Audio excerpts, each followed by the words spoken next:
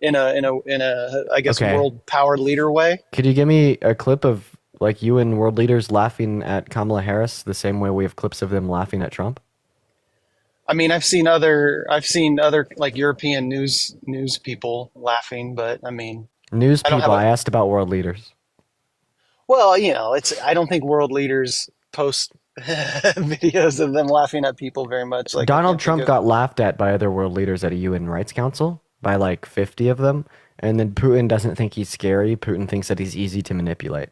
All right. And that's in leaked Kremlin documents, as well as it's just suggested by the fact that he's interfered with the last three elections to try to get Trump elected. Okay, yeah, that could be true. It could be true. It's hard to know, but I guess if you were to put Trump or Kamala head to head to defend our country, it just seems like Trump has a stronger demeanor. I guess as like Because a he's more large fucking level. psycho, right? But that doesn't mean that he's better to run the country, right? Because that negates the potentiality of long-term cooperative agreements. He's more just like a warmonger, right? Compared to Kamala Harris, who wants to work on productive long-term cooperations. But the warmonger approach that Donald Trump has is bad. Like, wouldn't you prefer the person that wants to first focus on long-term cooperative relations, right, through diplomacy instead of just like threatening to like flatten Iran? Yeah, absolutely. Alicia, But thank you for the $5 on PayPal. I it's appreciate you hard. for the It's love. I agree with you 100%. It's just hard because you have to also consider world leaders, like our leaders. They all lie. So like diplomacy, yes, that's the best thing for the best outcomes. And then But you that's all have we need to to know, right? Because that's what Kamala Harris is focused on. Donald Trump was focused on like killing people. killing people. Yeah, yeah, he wants to continue to fund Israel to quote unquote win the war and finish what they started with Palestine. Okay, right? Kamala Harris was calling for a ceasefire agreement. Ceasefire agreement means less innocent people die. He also told Israel to invade and flatten Iran. I think yeah, I think war is one of the hardest things to try to sort out. That's for sure. So But there's that's what Trump wanted. Kamala Harris didn't want any of that. She actually advised Israel not to invade and attack Iran and propagated ceasefire agreements to save more innocent people from dying. what if they didn't stop attacking Israel? What should they do? Okay, who is attacking Israel? Well, who's the ceasefire between? Hamas and the IDF. It's Hamas that has offered them 8 ceasefire agreements. Okay, yeah. Well, if everybody would agree with that, that would be the best possible outcome. I just worry That that then that's what Kamala Harris wanted. Donald Trump specifically told Netanyahu to refuse the ceasefire agreement and to continue killing Palestinians. I wish that I wish that no one would die. Right. So you agree more with Kamala Harris. If what she proposed would have worked, absolutely. I'm not Okay. confident it could have worked. I don't know So that. then You you know what think I that mean? she's a better leader than Trump? No, I don't. I don't. I don't agree with that. But I don't think it would have worked personally. I wish it would. Maybe I think it was wishful thinking Oh my God. Okay. Tell me why. Tell me why ceasefire agreements are bad. because people don't agree to them, and people don't cease firing. They sign it just as oh, we signed this, but it's not really something they honor. Does that make sense? Dude, what like background do you have in foreign affairs? Same as yours. No, dude. It's like you're just sitting up here making bullshit claims, right? Holding to bullshit conclusions. Like you're sitting here, you didn't even know what Hamas was. You don't know anything about the historicity of Israel and Palestine. You don't know anything about the ongoing conflicts and the war crimes that are being committed upon innocent Palestinians, right? But then you're just like, nah. I kind of like the guy that wants Israel to kill more innocent Palestinians because maybe a ceasefire agreement wouldn't have worked, even though I don't know jack shit. Like that's just loony, bro. Like I'm so sorry, man. Well, Dark. That just makes no sense. That makes no sense. You're like, I definitely like the guy that results to violence and war crimes and actually violates the Logan Act by telling Israel to continue to do those same violent acts and war crimes. Because Kamala Harris's ceasefire agreement that I know nothing about, that I've never read, that I know none of the historicity behind the geopolitical landscape in the Middle East is like astonishing. well, I feel like you're gassing me a little bit, but I think you and I actually. I feel like even though we might end up on different sides of the quote unquote debate, I feel like you and I probably, and like most Americans right now, even though we're seeing the world really different, I feel like deep down we actually probably have more in common than not. And unfortunately, the government and the presidents, I feel like they're dividing you and me as fellow Americans. Okay, let's see how much we have in common. Do you have a fundamental red line existing in your consciousness that would always make you vote for a non-grapist over a grapist? Do you fundamentally value the safety and anti-discriminatory movements against things such as misogyny, sexism, racism? Do you Absolutely. value at all like reducing the impact of prejudice, right? And want to fight against the Yes. emboldening of bigots in America today so less Yes. people are harmed? Yes, you and I are the same. Well, I mean, then you should have voted for Donald Trump. He was held civilly liable for the violent sexual abuse of a woman. He committed 34 felonies. I mean, he said the best thing that could happen to a woman is pregnancy and boasted about grabbing a woman by the P word, all right, after he hit on a 10-year-old girl, sexualizing her and boasting to Howard Stern about walking into the changing rooms of half-naked teenage girls, right? Emboldening that or putting him in the White House emboldens misogynists all around the world. And we're already seeing the consequence of that. Just much higher levels of hate crimes and bullying against oppressed and minority groups in America. Okay. Well, yeah, you just kind of gave me a lot to talk about. Could I ask you a question? Would you agree that the court system could be corrupt in some way, shape, or form? Could it be corrupt in some way, shape, or form? Oh, Just in general. is it Just in general. possible that Like you a and me court as could ever fellow rule Americans. incorrectly? Yeah, it's possible that a court could rule incorrectly. Okay, so you see, so again, you and I, fellow Americans, we both understand that one, the courts could be biased or politically charged. You and I would agree that the government could be biased or politically charged as fellow Could Americans. 9/11 be an inside job? I, I'll be honest with you. I'm a very skeptical person. I don't know what to believe anymore. I really Yeah, don't. but that's your issue, and that's like actively perpetuating harm. Like your Well, willful ignorance and your distaste towards fact and your proclivity towards conspiracy actively harms and marginalizes people in America today. Right? You understand that there was a civil court that held Trump liable for violent sexual abuse or rape of a woman. I already know if I were to ask you for a piece of evidence that the court used to prove that Donald Trump had raped E. Jean Carroll, you wouldn't be able to name one.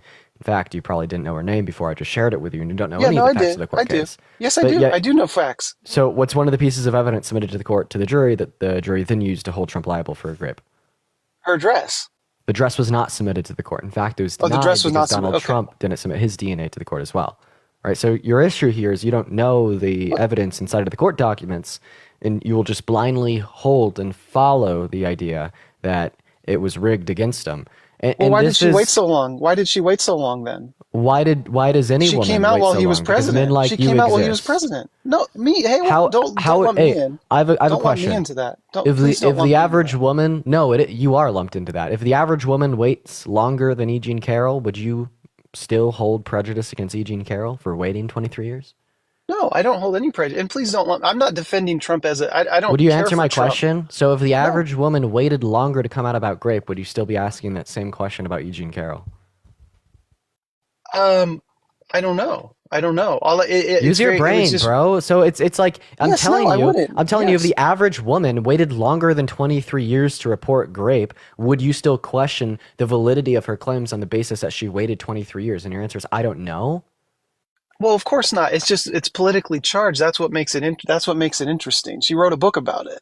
So first of all, the average woman, 64% of women never report it to the authorities in their lifetime, meaning that they do wait longer than E. Jean Carroll did. And then secondly, you call it politically motivated, right? Even if the only reason E. Jean Carroll decided to report that Trump had graped her and that had happened in that changing room and to come out about her story was because he was the president of the United States of America, right?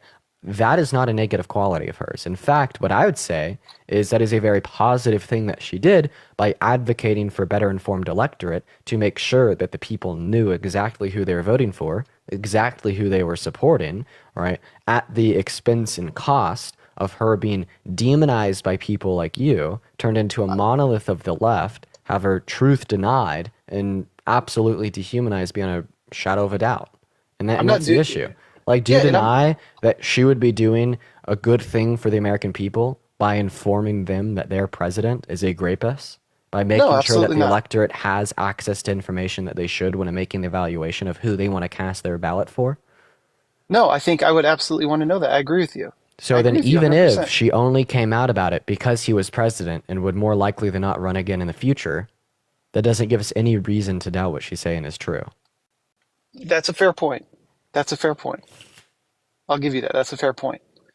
Um, now the jury did say he was held liable, but not found not guilty. I know it was a civil case, so that means, she got money. Liable means it most likely might have happened. So So that it, liable means it was proven mo- with a preponderance of evidence, which means it's beyond a threshold of 51% certain, right? it I'd argue, most likely would have happened, but it's not for sure. okay, no, you're It's most wrong. likely. That's what liable means. You're Oh, I looked wrong. it up. I mean, I You're looked it wrong. up. I'm trying to detail to you, right? So in order for something to be proved in a civil court of law, it has to be proven beyond a 51 percentile chance that it occurred. Okay? But the part that you're missing here is that it's beyond a 51 percentile chance, meaning that it could be 100% certain, it could be 99% certain, and it will still be beyond that threshold of 51%. And what we'd say about this court, right, is that the evidence used to prove to the jury that the event had occurred proved that it had occurred beyond a reasonable shadow of a doubt. But even if we were just operating off of a 51 percentile, well, that's a little bit too high of a percentile for me to be okay with when I'm evaluating if this person should be the president of our country. We should be incredibly precautious. Like if he was held civilly liable at that 51 percentile for raping a toddler, would you still have voted for him? Hello, I don't want any Christopher, toddler to thank you for be the abused. $5 on I don't PayPal. want any toddler to be hurt Well, in any way, shape, or I form. didn't ask you if you wanted a toddler to be hurt. I asked you if you'd still vote for Trump even if he had been held civilly liable for raping a toddler. No, I would not vote for anybody like that. Okay. Would you ever vote for Trump if he had been held civilly liable for raping an adult woman? I don't want to support. I don't want to support that. No. No, so you wouldn't vote for Trump if he had been held civilly liable for raping an adult woman. You've Well, been defending voting for Trump even though he was held civilly liable for raping an adult woman for the last 10 minutes. no, I'm not. I'm not defending it. I'm saying liable means it most likely might have happened. That's what civilly liable You're means. so you're defending So we voting for don't know Trump for even though sure. he was held civilly liable though, right? I'm just saying we don't know for sure. Dark, stop being irrational. You're pissing me off. I asked you if you'd vote for someone that's been held civilly liable for raping an adult woman, and your answer was no. But now that I'm informing you that you voted for someone that I was already held civilly liable for raping an adult woman, your answer is yes because. So those two answers are contradictory. Well, what do you tell all the women who voted for Trump? What do you tell me when you respond to my questions that you're now pivoting around because you don't have a response because I'm catching you as in a clear as day contradiction? Like literally, stop talking, use your brain. Would you vote for someone held civilly liable for raping an adult woman, yes or no? I obviously know Trump was convicted as civilly liable, so you're The trying to answer get is me hung up yes. on this. The answer You're is trying to. yes. The answer is yes. So why would you vote for someone held civilly liable for raping an adult woman, but you wouldn't vote for someone that was held civilly liable for raping a toddler? Well, he was found not guilty, He and was it's found civilly. guilty. He was found not guilty criminally. He was He not was found not civilly. He was guilty criminally. liable. He That's was false. liable. Found. What No, it's criminal not. court tried Trump for rape? No, he was found liable and found also not guilty. Not guilty? Guilt is an admission of liability in a civil court. What are you saying? I don't know. I'm If just you're saying held that's the liable, result of the court. what was he found not guilty for? Any crimes? Any crimes? So in order to be found not guilty for a crime, you have to be tried in a criminal court. Donald Yes, that's Trump was correct. never tried in a criminal court for rape. Yeah. So then he And he couldn't was have found been found not liable, which guilty. means it most likely would have happened, but we just don't know. Dude, I Dark hate to say Saber. that. Dark I hate to say Saber. that. We Dark don't know. Saber, stop talking, shut up and listen. In order to be found not guilty for a crime, you have to be tried in a criminal court. Yes. Do you affirm or reject this? Yes. Yes. You state that Donald Trump was found not guilty for rape, right? What? Okay, I'll take that back. Why did you say that? Because he's never been tried in a criminal court. I thought I read that. I thought I read that He somewhere. hasn't. Nowhere. Why hasn't he been tried in criminal court? Because the statute of limitations passed. Now answer my question. You said you'd vote for someone that was held civilly liable for adult rape, but not someone that was held civilly liable for child rape. Why do you hold a different standard? I don't want to vote for any of those, but yes, I voted for Trump. So I see how you have me in a pickle. Do you see how you won't answer my Yes. question? No, yes, I'm answering it. I'm saying, yes, I agree with you. I don't want to vote for any of those things. And I'm in a pickle because I voted for Trump. I'm agreeing with you. So you admit that you have no reason to hold a different standard insofar as your answer to those questions, right? So My you'd only, say that in order for you to be consistent, you shouldn't have voted for Trump due to the fact that he had been held liable, I or wish, that you'd vote for someone that has been held liable of child rape.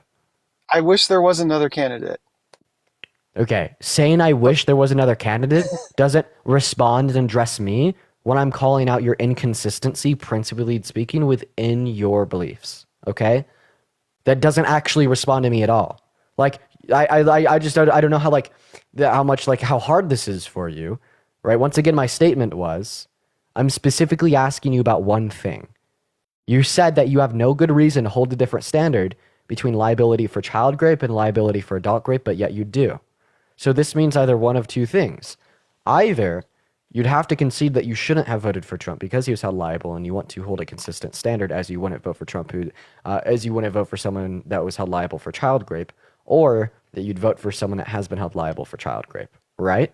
Those are the only two logically possible consequences so far, Yes, I would propose a third, which is that liable is not 100% beyond shadow of a doubt. that's not a third option, dude. It's either that you would vote for someone or you wouldn't vote for someone because of these things.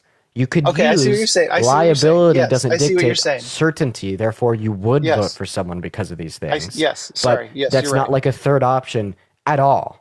Yes, you're right. I see what you're saying. I see what you're that's saying. okay, Yep, good. So I see what you're saying. then Sorry. answer the Yes. question.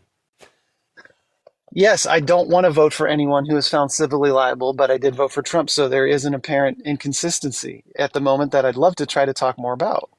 Okay. All right. Well, I hope that you figure that out on your own, man, and make a better decision moving forward. All right. So for the 3,000 people in here, we are going to go ahead and restart the stream. I'm a little bit low energy today, so I don't really know how long I'm going to be on. Um, so yeah, if you're curious on where I'm at, why I'm so low energy, I woke up this morning at like 7 a.m. after going to bed at like 1, so I had like a little bit over 5 hours of sleep. And there was snow outside. And I was at my girlfriend's house and I had to get my car home. But my car doesn't have snow tires on it.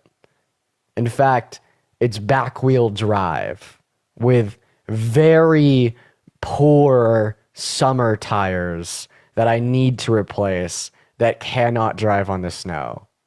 So I spent like 40 minutes right after I woke up, getting a shovel and shoveling the entire driveway behind the car just so I could get it out. And then even had to shovel up the road a little bit so it would just drive home. And that's how my morning was. And now I'm just utterly exhausted.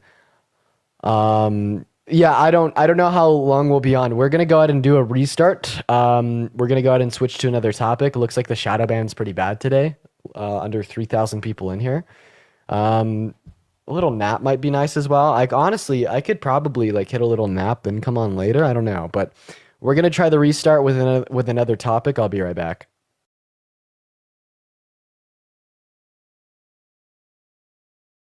I do apologize. But all right, chat, here's the deal. So we need to go ahead and go over the ground rules of the live. I don't know why there's so many people saying that they can't see.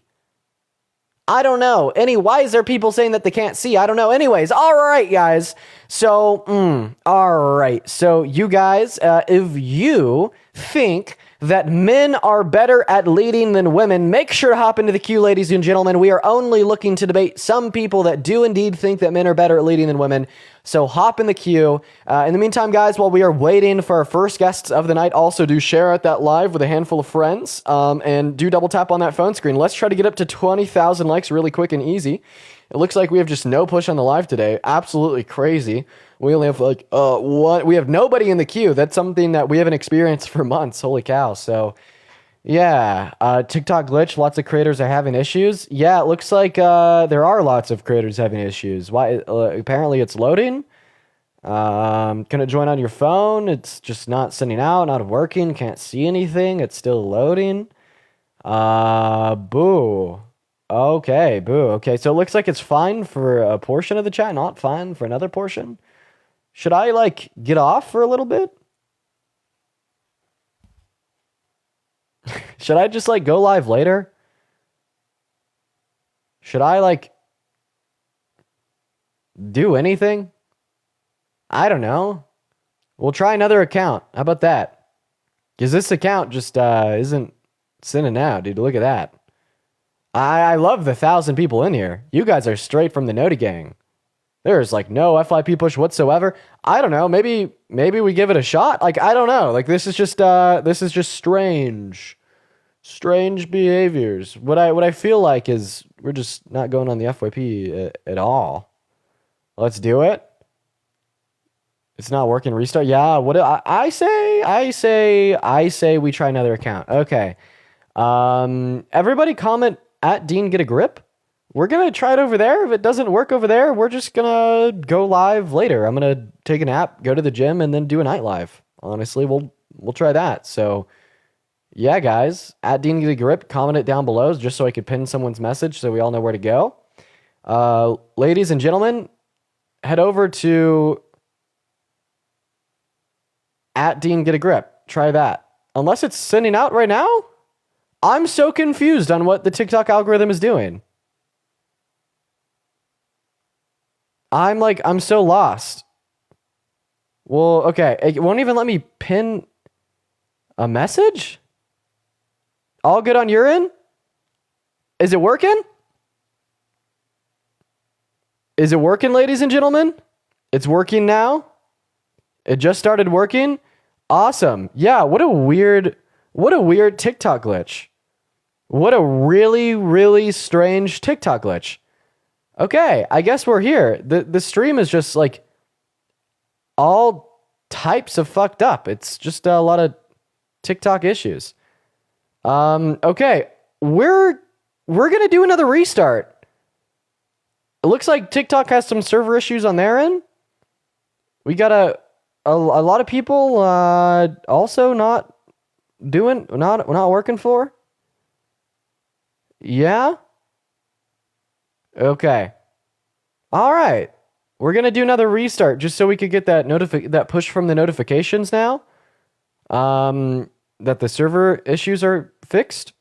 Be back in like a minute.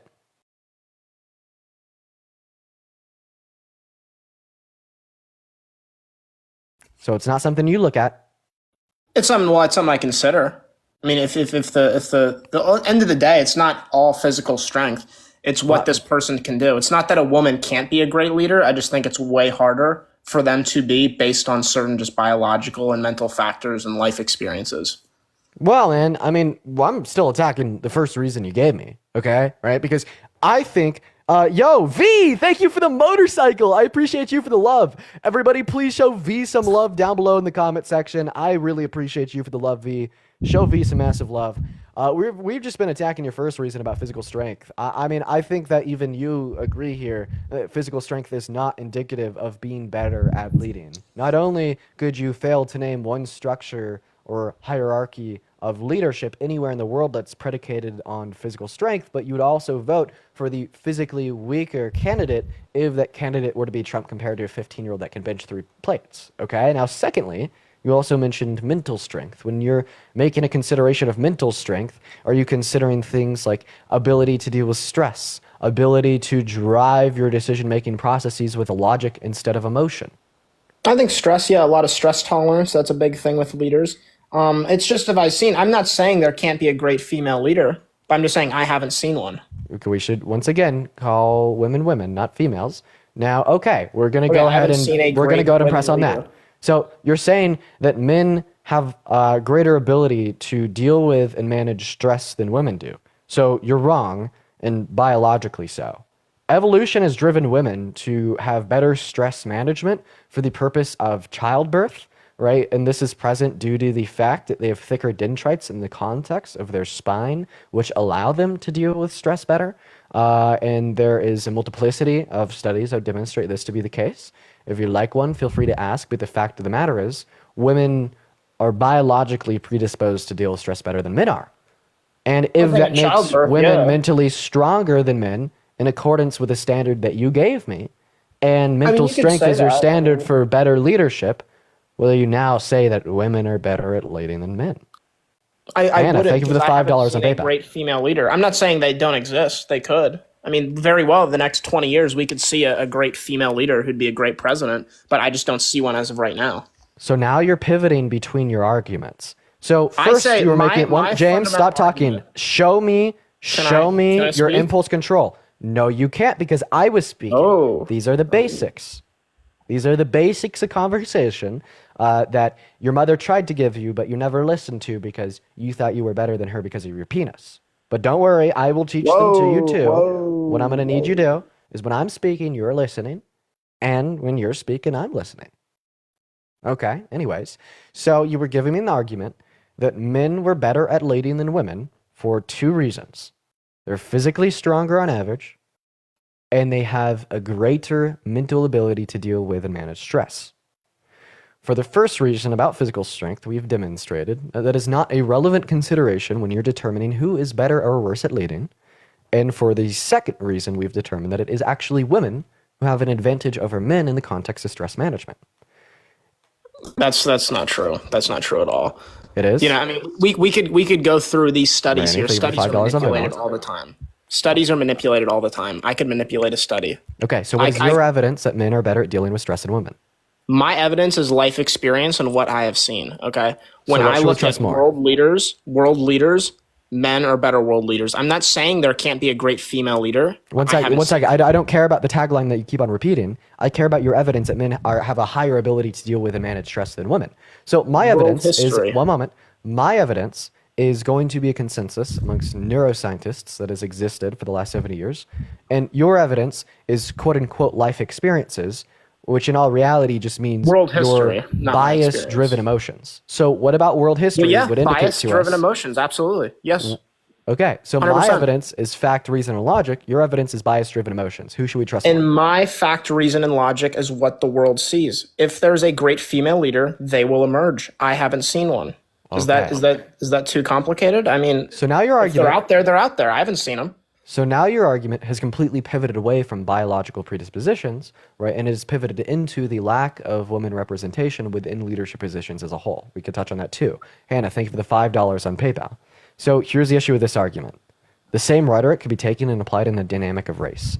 In the same way we see a disproportionate amount of men that are in leadership positions, we see a disproportionate amount of white people that are in leadership positions. In the same America, way yeah. that you could rhetoric your way to the conclusion, if there was a good woman leader, then we would see more women in leadership positions. A white supremacist can do the same thing in between the dynamic of white people and black people. So, due to the fact that your logic would also apply to the dynamic of race and the relationship between white people and black people in positions of leadership, would you say that white people are better at leading than black people? I don't. Well, race doesn't exist. Race is a social construct. That's not a thing, right? So the answer is gender no. is real. Gender is real. Two sexes are real. Man, female. Those are real things. Race So- is there's no difference in race. Race is a social construct. So the answer is no. You don't think that white people are better at leading than black people, right? But Even race though it is true. There One is no moment. such thing as that. It's just people. I will respond to everything that you're saying if you could let me speak. You have a problem with your impulse control. Thank Yeah, you. maybe I shouldn't be a leader. You shouldn't be a leader. Indeed. All right. Now moving on to what I was going to say. So you recognize that your logic fails in the dynamic of race. You believe that white But race people are isn't a not- thing. That's what I'm saying. Okay, one more strike. Why do I need a toddler? You. I'm sorry. As you should be. Okay, good boy. Wait your turn to speak. One more strike before I'm just going to move on. Thank you. So, you have admitted that your logic does not hold to be the case in the dynamic of race, and you do not believe that white people are better at leading than black people, even though it is the case that we have an over-representation of white people within leadership positions. Liv, thank you for the subscription. What this tells us is that no, you cannot use this baseline principle of there is an over-representation of this class of people within leadership positions, therefore they are better at leading than those in which are underrepresented. And this would also apply to the dynamic of men and women, meaning that your argument falls flat on its face and it's disposed of by yourself with your contradictory answer with your same logic in the dynamic of race. So, as I clarified, race is a social construct. There is no difference biologically between people who are white or black or any other racial makeup out there. It's just all humans. However, gender, there is a difference. There is a fundamental difference between a man and a woman, right? And when men are leading, I'm not saying that there can't be a great woman leader. I'm just saying because of what we see, what the world is, we haven't seen that many great female leaders out there. Could they exist? Yeah. But I think generally speaking, men are better leading than women because throughout society, men have always led society. Okay, so you already contradicted yourself because at first, right, you seemed to understand my position. You understood that an overrepresentation of a class of people in leadership doesn't necessitate that they're better at leading, right? And then you explained that there's biological distinctions between men and women that make men better at leading. But then you pivoted right back to the first claim that because there's an overrepresentation of men in positions of leadership, that makes them better at leading. So even within your own statement, you contradicted yourself. I'll just ask you a simple question. Are men better at leading because there's an overrepresentation of them in leadership positions? Or are men better at leading than women because there's biological differences between men and women that make them better at leading? I think a little of both. If I'm being honest. Okay, well, that's illogical. And the reason it can't I don't think that's illogical, right? People vote for who they feel comfortable with having in office. It is. The reason this is illogical is because you can't posit the idea that, well, it's a little true that men are better at leading than women because they're overrepresented within leadership positions. What would you say if a white supremacist said, it's a little true that white people are better at leading than black people because there's an overrepresentation of them in leadership positions? And Chicken, thank you for the galaxy. Right? You'd say they're false. Race is a social construct. Which there's it is. No biological distinctions. Yes, there's no biological distinctions between white people and black people that would make white people better at leading, right? But this is exactly what I would say between men and women. There's no relevant biological distinctions between men and women that make men better at leading than women. I've given you a fair opportunity to point out these relevant biological distinctions, and you haven't told me. In fact, you gave me two, physical strength and mental acuity / stress management, and I've demonstrated to you how physical strength is not a relevant indicator of being better at leadership, and women are actually better at stress management than men. I just haven't seen that in my personal life. I guess we'll disagree on that, but yeah, I mean, there could be a great female leader. There could be a great female leader out there. I just haven't seen them. They could exist. Thank you for the galaxy. So you're no longer attempting to give me an argument. I've laid out every position that you've given to me, and I've explained to you why you're wrong. You were not trying to counter my reasons. You were not trying to posit a new reason. I'm countering the reason. You were just repeating your reasons. Well, I'm countering the reason because of how society has been. When they elected a leader back in the tribal times, they'd go for the person who was the strongest, the most skilled, the most talented. That would be the one who would lead. You would have the most talented, big, skilled, smart person lead. It's the same thing with elected office today. People vote for who they think is the biggest, the best, the smartest, the brightest out of the options they have, and that's who they vote for on a candidate. And since we have always had society, men have always been the ones that have been elected in society. Does that mean that there can't be a great woman leader? No, of course there could be. So now you're just repeating the same reason that I already disputed. We're now going over this for the fourth time, right? My rule that I uphold on these streams is if we go over it a fifth time, I give the chat the option to kick you. okay? Because it's the circles that end up boring people and making them really annoyed. So I'll go ahead and say two things. You're once again just repeating the same reason that there's a disproportionate amount of men in leadership positions, therefore Can they're men better get leading. pregnant? One moment. Don't talk while I'm speaking.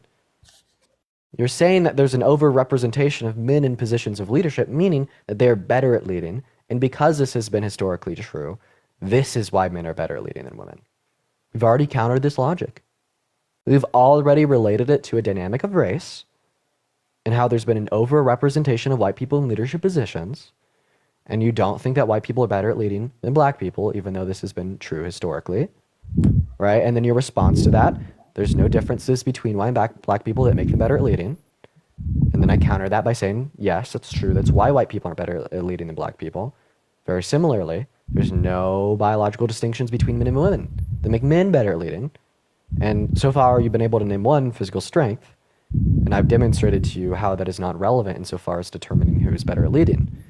If you don't offer a new rebuttal to these positions, and you instead just decide to ignore them and repeat your original I will. plan, I'll offer a rebuttal. I'm just gonna move on. Do you think men can get pregnant? That's just what do you think about that? Sure. Yes, I do think that trans men can get pregnant, right? But that's not the topic that we're discussing today. I view this as a pivot because you cannot adequately address my counter-arguments against your reasons insofar as why you do think men are better at leading than women. So do you want to embarrass yourself with a pivot, or do you want to address my counter-positions?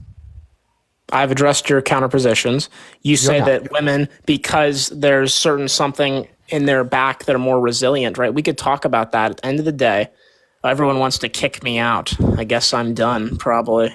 I got 2 seconds left, but I'm giving you an interesting conversation. I'll leave it with this. I'm giving you I'll an leave it with adequate. this, then I'll leave. I'll leave it with this, then I'll leave. No, I'm giving you an adequate. There can be a great female leader.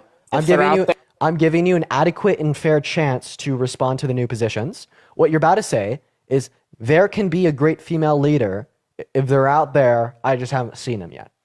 The reason I know that you're going to say that is because you've already said it 4 times. And if that was the last thing that you're going to say before you leave and you're just giving up, I'll just go ahead and move on to our next guest. So everybody, do just give us a minute to get our next guest up in the box. If you do want to support me, my Venmo as well as my PayPal are in my bio. Speaking of, Hannah, thank you for the $4 on PayPal saying to kick the mouth breather. I do appreciate you for the love, Hannah.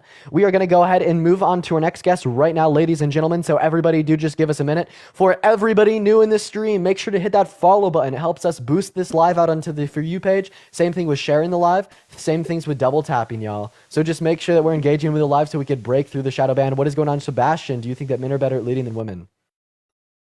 All right, we're going to go ahead and go over the ground rules of the live while we're getting our next guest up in here to debate. Please, if you are in the queue, make sure that you do definitely think that men are better at leading than women. I want to be sure that whoever I click on in the guest request, that you will think that men are better at leading than women. I want to make sure that we're going for the debates. If you're a supporter of mine and you do not think that men are better at leading than women, please, please, please, please, please do not join the queue. Hang out in the chat, hang out in the Discord, but do not hang out in the guest requests. What's up, Breck? Do you think that men are better at leading than women?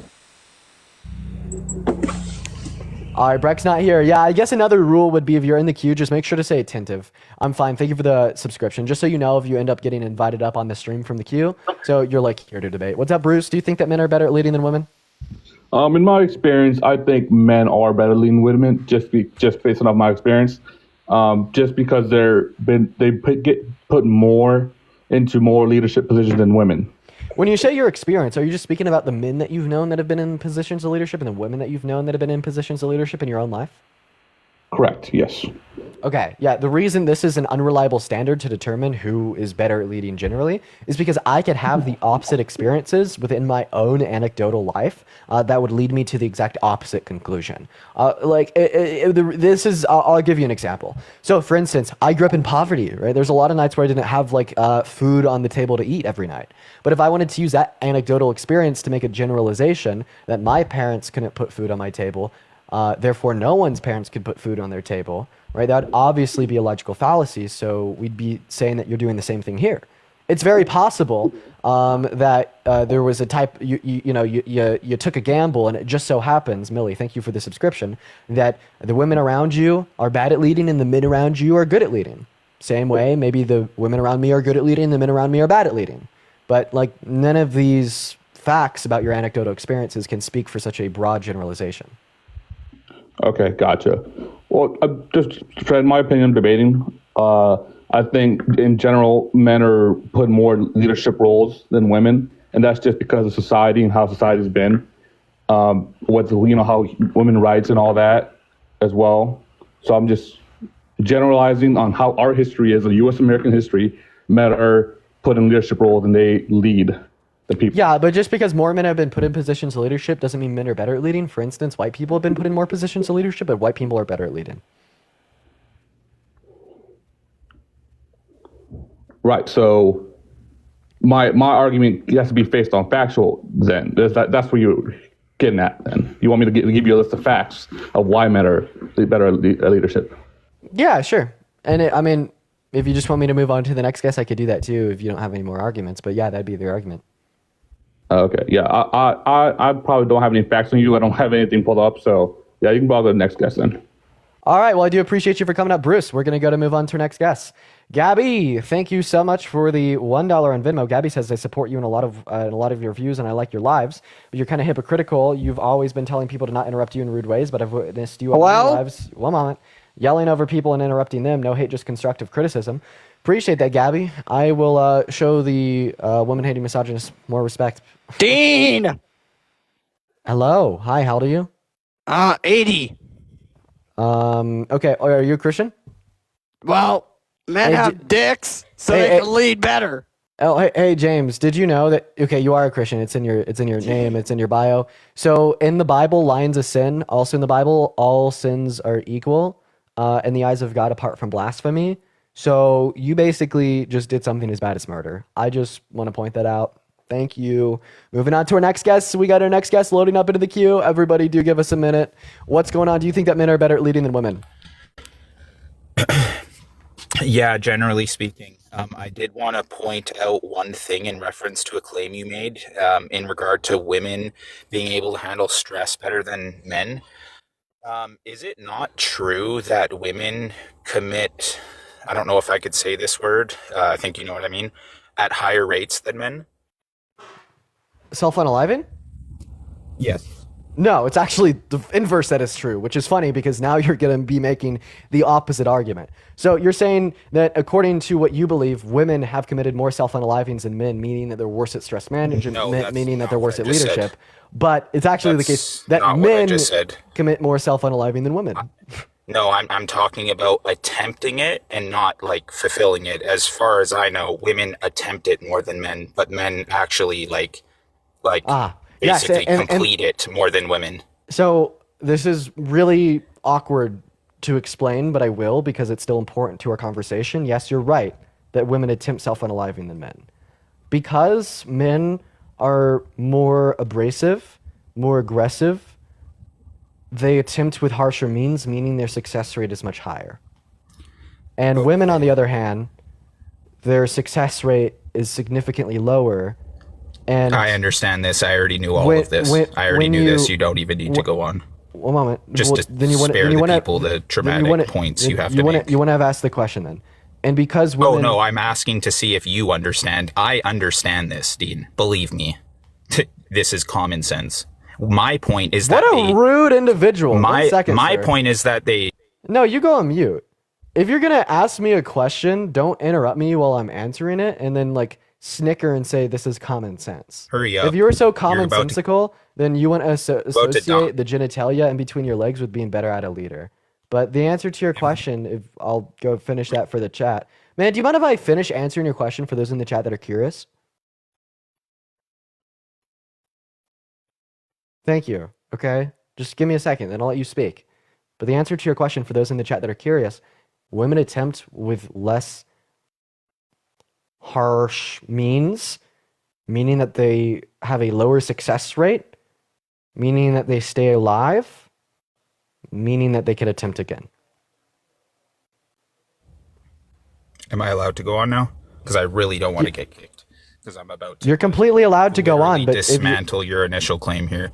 Yeah, if you don't want to get kicked, then just don't interrupt me while I'm answering your question. Okay, fair enough. Yeah, the main point in which I'm trying to emphasize in this is that really the point is not a matter of the who completes it at which higher rate, it's who actually attempts it, right? So in my opinion, right, if we're to see that women attempt self-unaliving at a higher rate than men, how do they deal with stress better than men when they attempt to unalive themselves at higher rates? Can you explain that to me?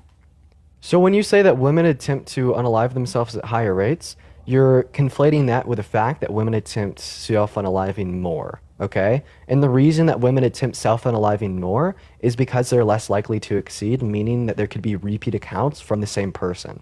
So the conflation to higher rates is false. And then additionally, we do see women going to therapy more and on more antidepressants. So even when we want to have a conversation about how one manages and deals with their mental health struggles, we see an overabundance of men committing self-unaliving with more drastic means than an overabundance of women taking the mature, logical next step, right, of being medicated with what helps and talking to who helps. Okay, right? And then just on like the broader scale, if we want to have a conversation relating emotional outbursts like self-unaliving or hurting others, hurting yourself, men commit 92% of violent crimes. So ultimately the point is failed and is null.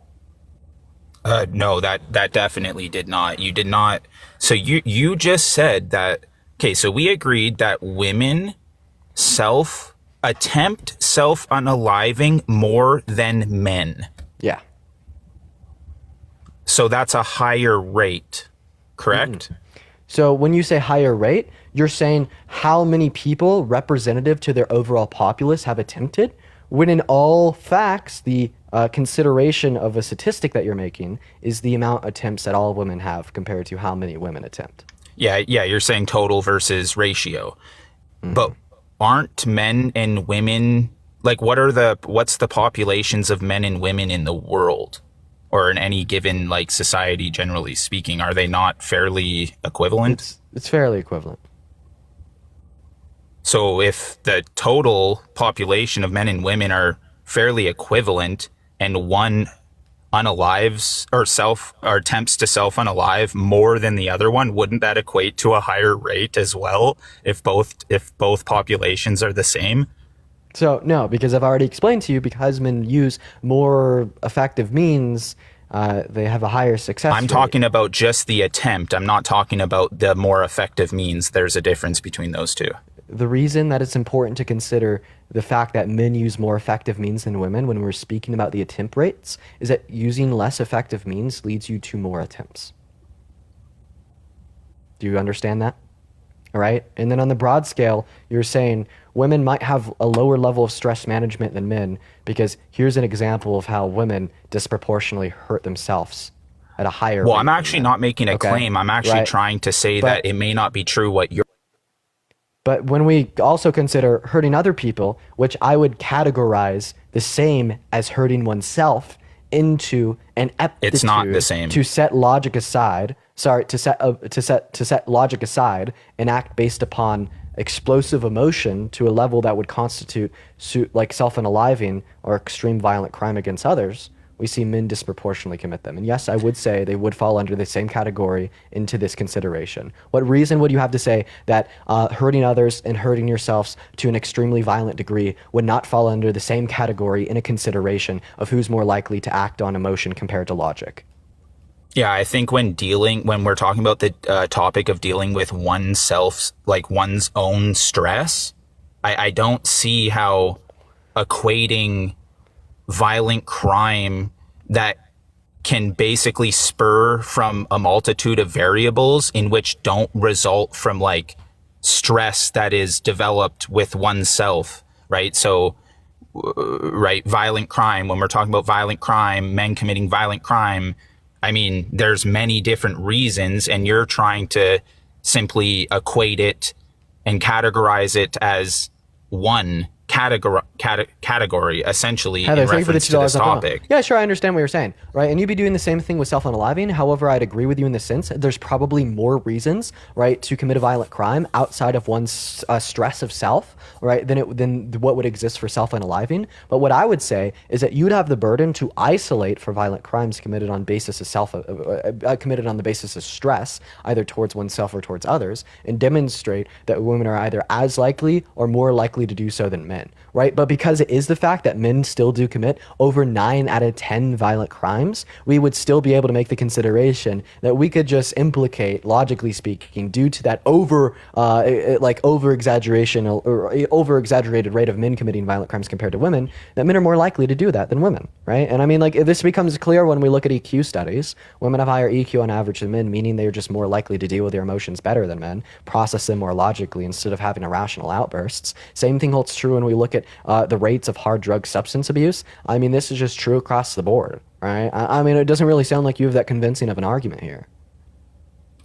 I mean, I'm trying to say that you using the study that you provided to indicate that women simply deal with stress better than men, I feel is insufficient, because we can see a higher rate of self-unaliving amongst women. And I find that the point you made in regard to them unsuccessfully completing that in which leading to more attempts, I find that null and void, because it doesn't negate the fact that they're still attempting this. Okay, right? This is the third time you've said this, and I've responded to it the other 2 times. I don't mind responding to it a third time. I never said the sequence of words and phraseology that I just used. I never said that in that sequence before, so no, you just lied. Yes, you have. I mean, thankfully we have 5,000. No, I haven't. One moment. Thankfully, we have 5,000 fact checkers watching. So, yeah, we'll be able to disprove you pretty easily. I'm pretty sure higher rates of attempted unaliving literally debunks the proof that, like, debunks your claim that they deal with stress. Thank you for the $5 on Venmo. So I don't mind responding to this one last time, but I will say after like 3 times of repeating a response, I'll just leave it up to the chat to determine. What you said did not prove they deal with stress. 5, 4, 3, good boy. Okay, so now is your time to listen. Now's my time to speak. Can you deal with that? Awesome. Awesomeness. Phenomenal. Okay. All right. Yeah, I believe I gave an overabundantly justified argument insofar as how women deal with stress better than men. And I don't mind just kind of going over it one more time. So let's start on the basis of sexual dimorphism within human anatomy between males and females. That would lead us to the conclusion that just speaking on the basis of neurobiology, women are designed to deal with stress better than men. I mean, so the thicker your dendrites are in your spine, the better stress management you have and tolerance to things such as pain you have, right? This is a scientific fact, and this has been incredibly studied by institutions of neuroscience, science, and medicine for the last 70 years, and a broad consistency would exist amongst these institutions that women have thicker dendrites in the context of their spine, meaning that they have better stress management. And that's just coming from the non-biased, objective as possible, scientific research papers that have been peer-reviewed since before we were both born. Now, to take the second step and look at how this would resolve in society, that we could understand that scientific base set women are better at dealing with stress than men, we look at what happens in the world around us. What happens in the world around us is men are more likely to self-unalive. What happens in the world around us is men are significantly more likely to commit things such as violent crimes. What happens around us is men are significantly more likely to abuse hard drugs as an unhealthy coping mechanism to deal with unprocessed emotions. What happens in the world around us is women score higher on EQ tests, meaning they literally process their emotions more logically than men do. Liv, thank you for the $10 donation on Venmo. I appreciate you for the love, Liv. And then even in response to your critique about the self-unaliving rates, with you saying that women try more than men do, well, it is the case that they're less successful within their attempts, meaning that they have another chance to try again. And that is very depressing, sad, and unfortunate to say, but yet it is true. I believe that I've substantially refuted your argument and your point here on live today. I feel like any rational mind watching our conversation would agree, and at this point you're at a stalemate because you cannot genuinely critique this. All you could do is repeat your original hypothesis, hoping that the 4th or 5th time you say it, I'll just no longer know what to say back. It's just astounding me. The last guest, Justin or whatever the hell his name was, he did the same thing. I don't know. Is this like a symptom of being a man? I mean, are you a man? You know all the neuroscience. You tell me. Is it a symptom of being a man? No, it's a symptom of being sassy. That's And right. That's what I apologize thought. for making That's my comment. but somehow that's not a symptom of being a man, but everything you previously regurgitated is a symptom of simply being a gender, by the way, which is interesting, I find, when you're talking about biological claims and then referring to men and women. Huh, that's interesting. Yeah, so for like the context of these conversations, I'm assuming like cis men and cis women, because I mean, we could like preface the conversations with recognizing gender identity as a social construct, referencing sex to biology, and then making the interconnection to what you mean when you say man and woman, referencing female and male sexes. But just for like productivity, we all know that that assumption is being made, and we all know in which the way the conversation is being I don't think that's the case. I think that's an assumption at best, which is obviously felonious. What assumption at best is felonious? You literally just said you could assume this. You're the one who literally said assume yourself. Yeah, do you think trans men are men? No. Thank you for showing me that my assumption is not felonious, and that when you say man, you're predicating it on the male sex. Thank you so much. No, do you have anything relevant to add to the conversation? Yeah, what I'm saying is that when you're making all these biological claims, you should be referencing male and female, not using the terms man and woman. Yeah, it depends on who I'm talking to, right? I like scientifically, the way that we reference these terms is with Why male would and it female. depend? Yeah, because When like your guys' ideology is the one.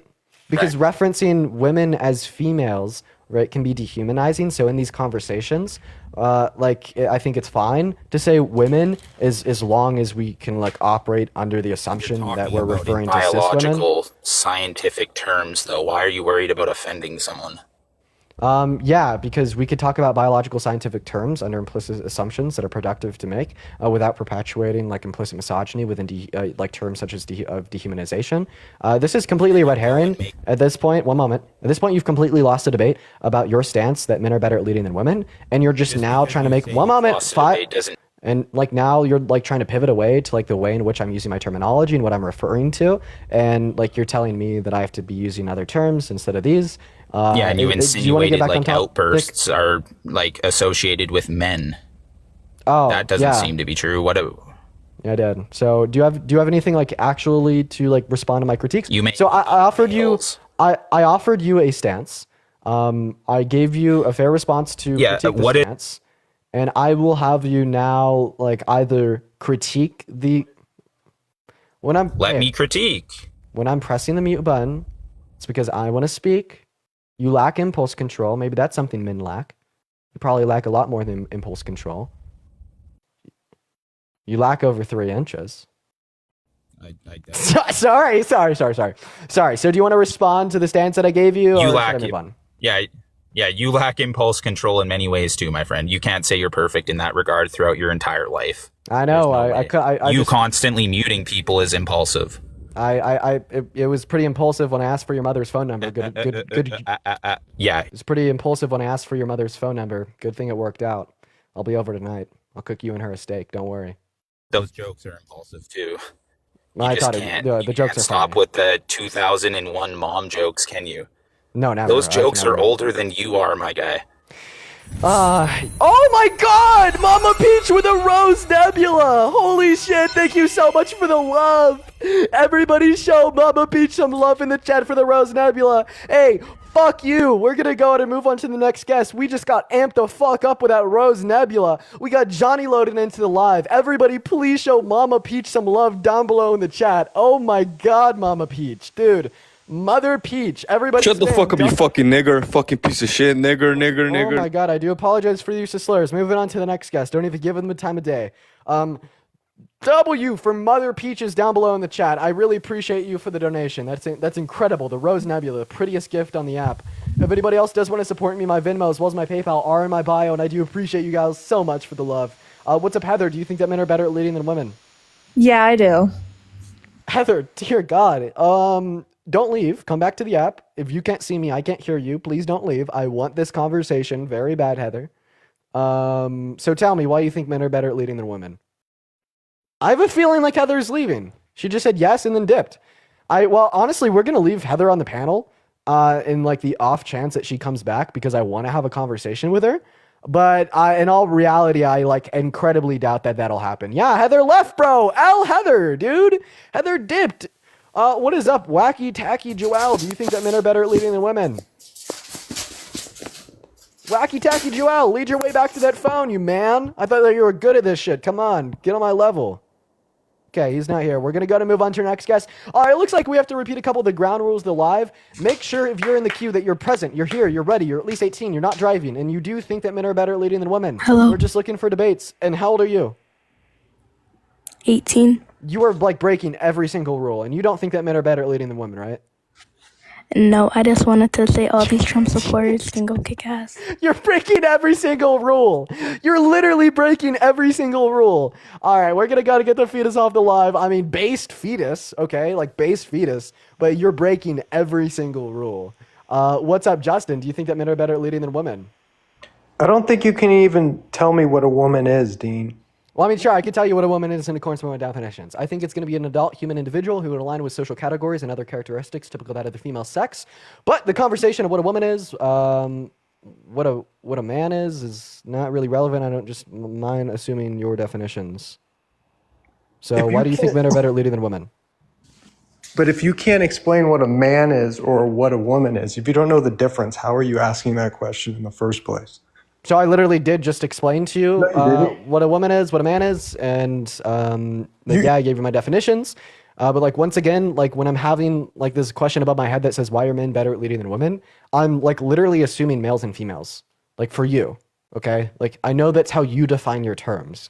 So I know when Justin B scrolls upon this live and looks at my background and reads why are men better at leading than women, I know for a fact that you are reading why are males better at leading than females. Okay, so that is the definition. That's the definition that we're operating off of because that is your definition, right? And that definition is important in consideration insofar as why you'd say men are better. So let's hear you out, buddy. Just tell me why you think men are better at leading than women. Don't be dense. Don't just go back to the whole you don't know what a man and a woman thing is. We're over it. We defined our terms. I explained. You can't be over. You just talk about like cisgender stuff. I mean, come on. Okay, you have dude. to commit to one or the other, bro. Yes, we are, Justin. We're committing to talking about cis men and cis women. Yes. You're basing it on my definition of a man versus a woman. Yes.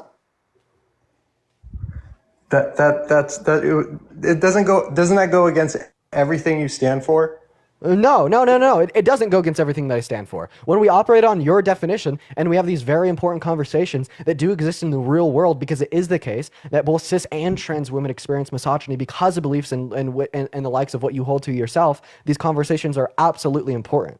And no, it doesn't go against what I stand for at all. We're operating off of your definition insofar as a conversation about why you think men are better at leading than women. Now drop it, stop the meta conversations, and tell me why you think men are better at leading than women.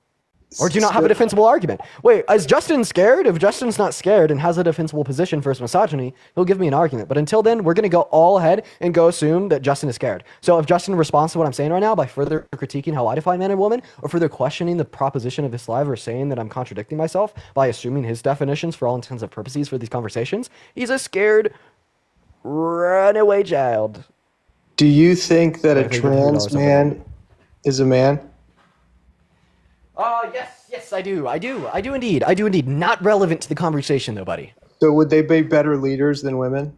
No, because if you're asking me what I think and feel and how I define my terms and what I believe to be true, I don't believe that there's any category of who's better or worse at leading that we could assign predicated on gender identity or even sex. So like, once again, buddy, stop being scared. Tell me why you think men are better at leading than women.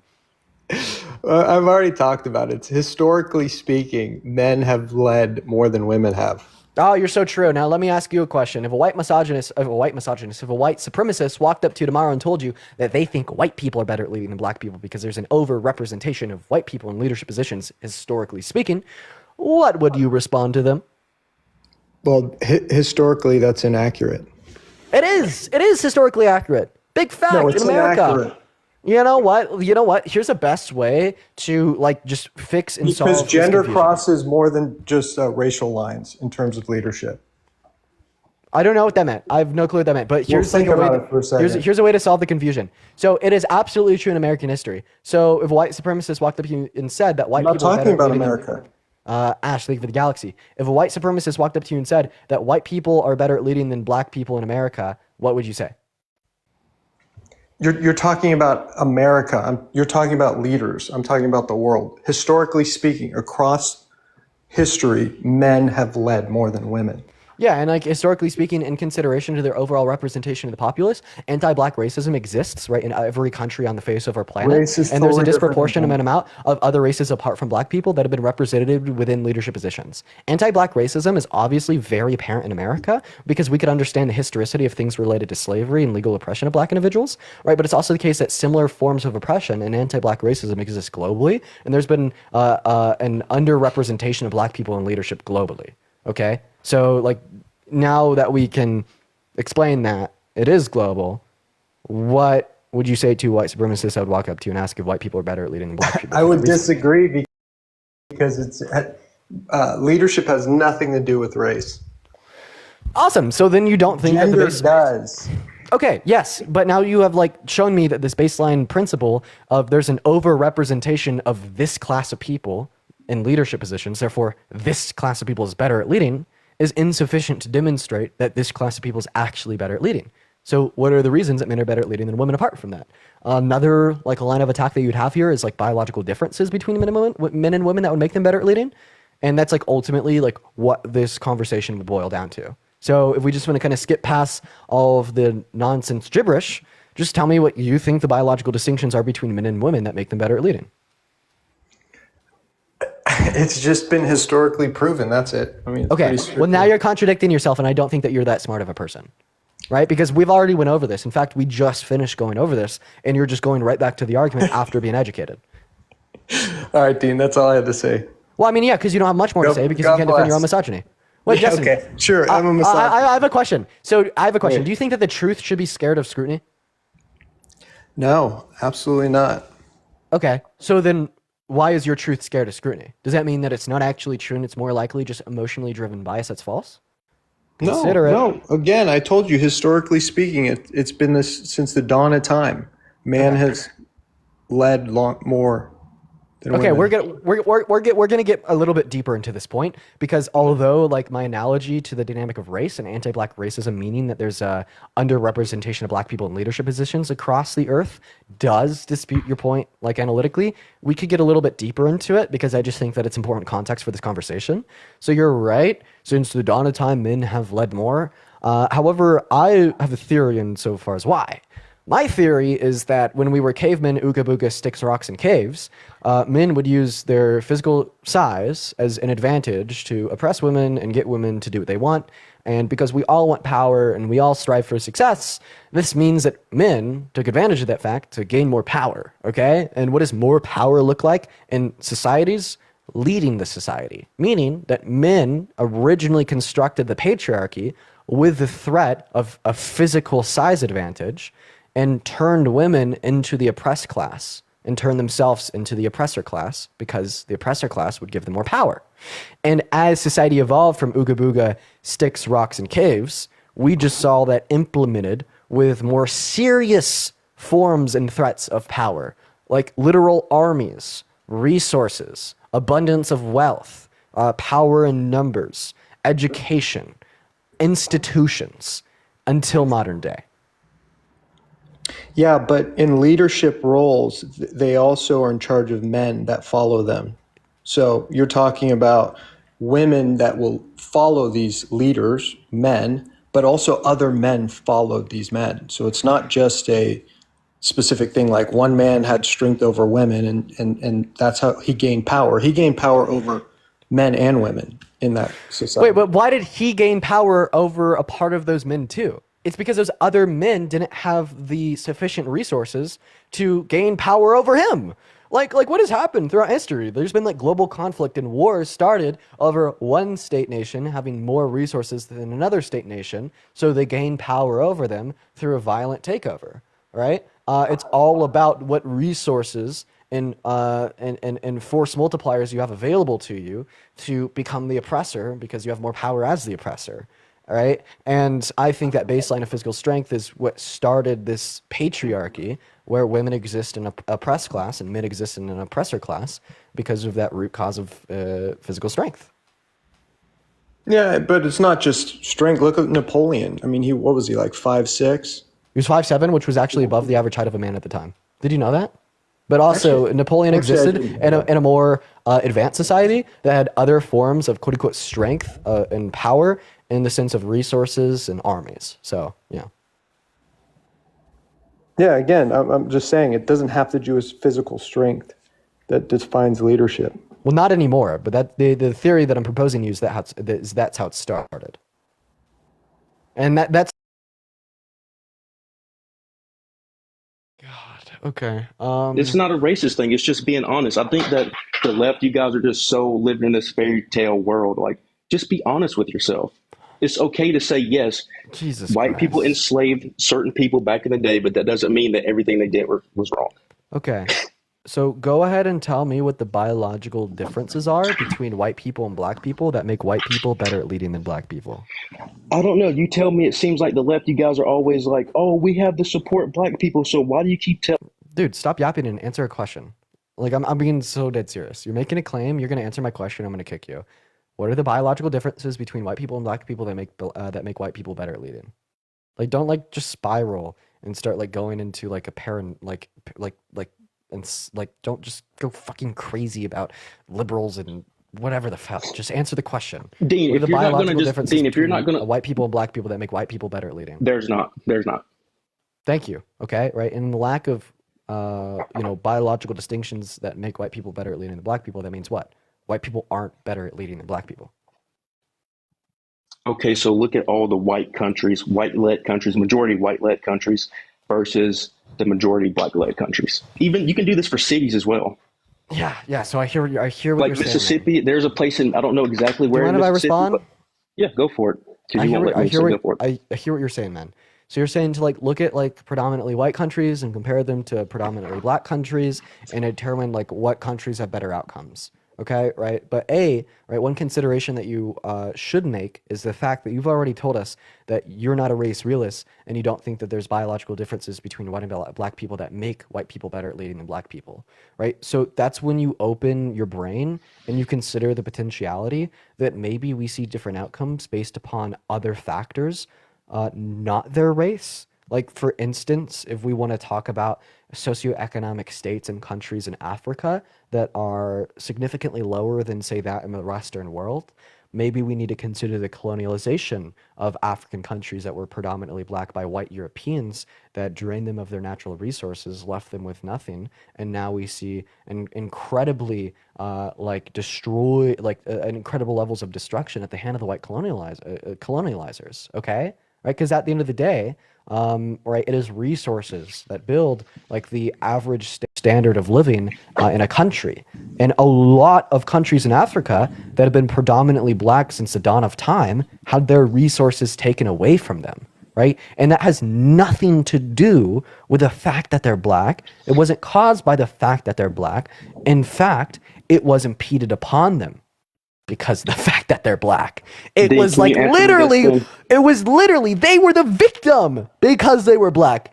That's not what you're understanding. Can you answer me this then? Yeah. So why is it every time a black person does something for the first time, why is it always, oh, this is the first black president, first black this? Why do they have to be the first black anything? I thought the skin color doesn't matter.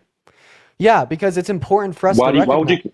Well, I'm answering. Oh my God! I'm like answering your question. Have some impulse control. Can you let me finish my fucking statement? Sure. You had to take 3 seconds in between to think of more words. Yes, crayon and polka dots on paper, sir. I get it. Go ahead. So what's the point of saying, oh, this is the first black this, black that? If we're all equal, what's the point of even bringing up color in the first place? Oh, don't worry. I got you. Because they were able to get into that presidency even though people like you exist that voted against them because of the melanin content in their skin. They were able to get in that position of presidency even though...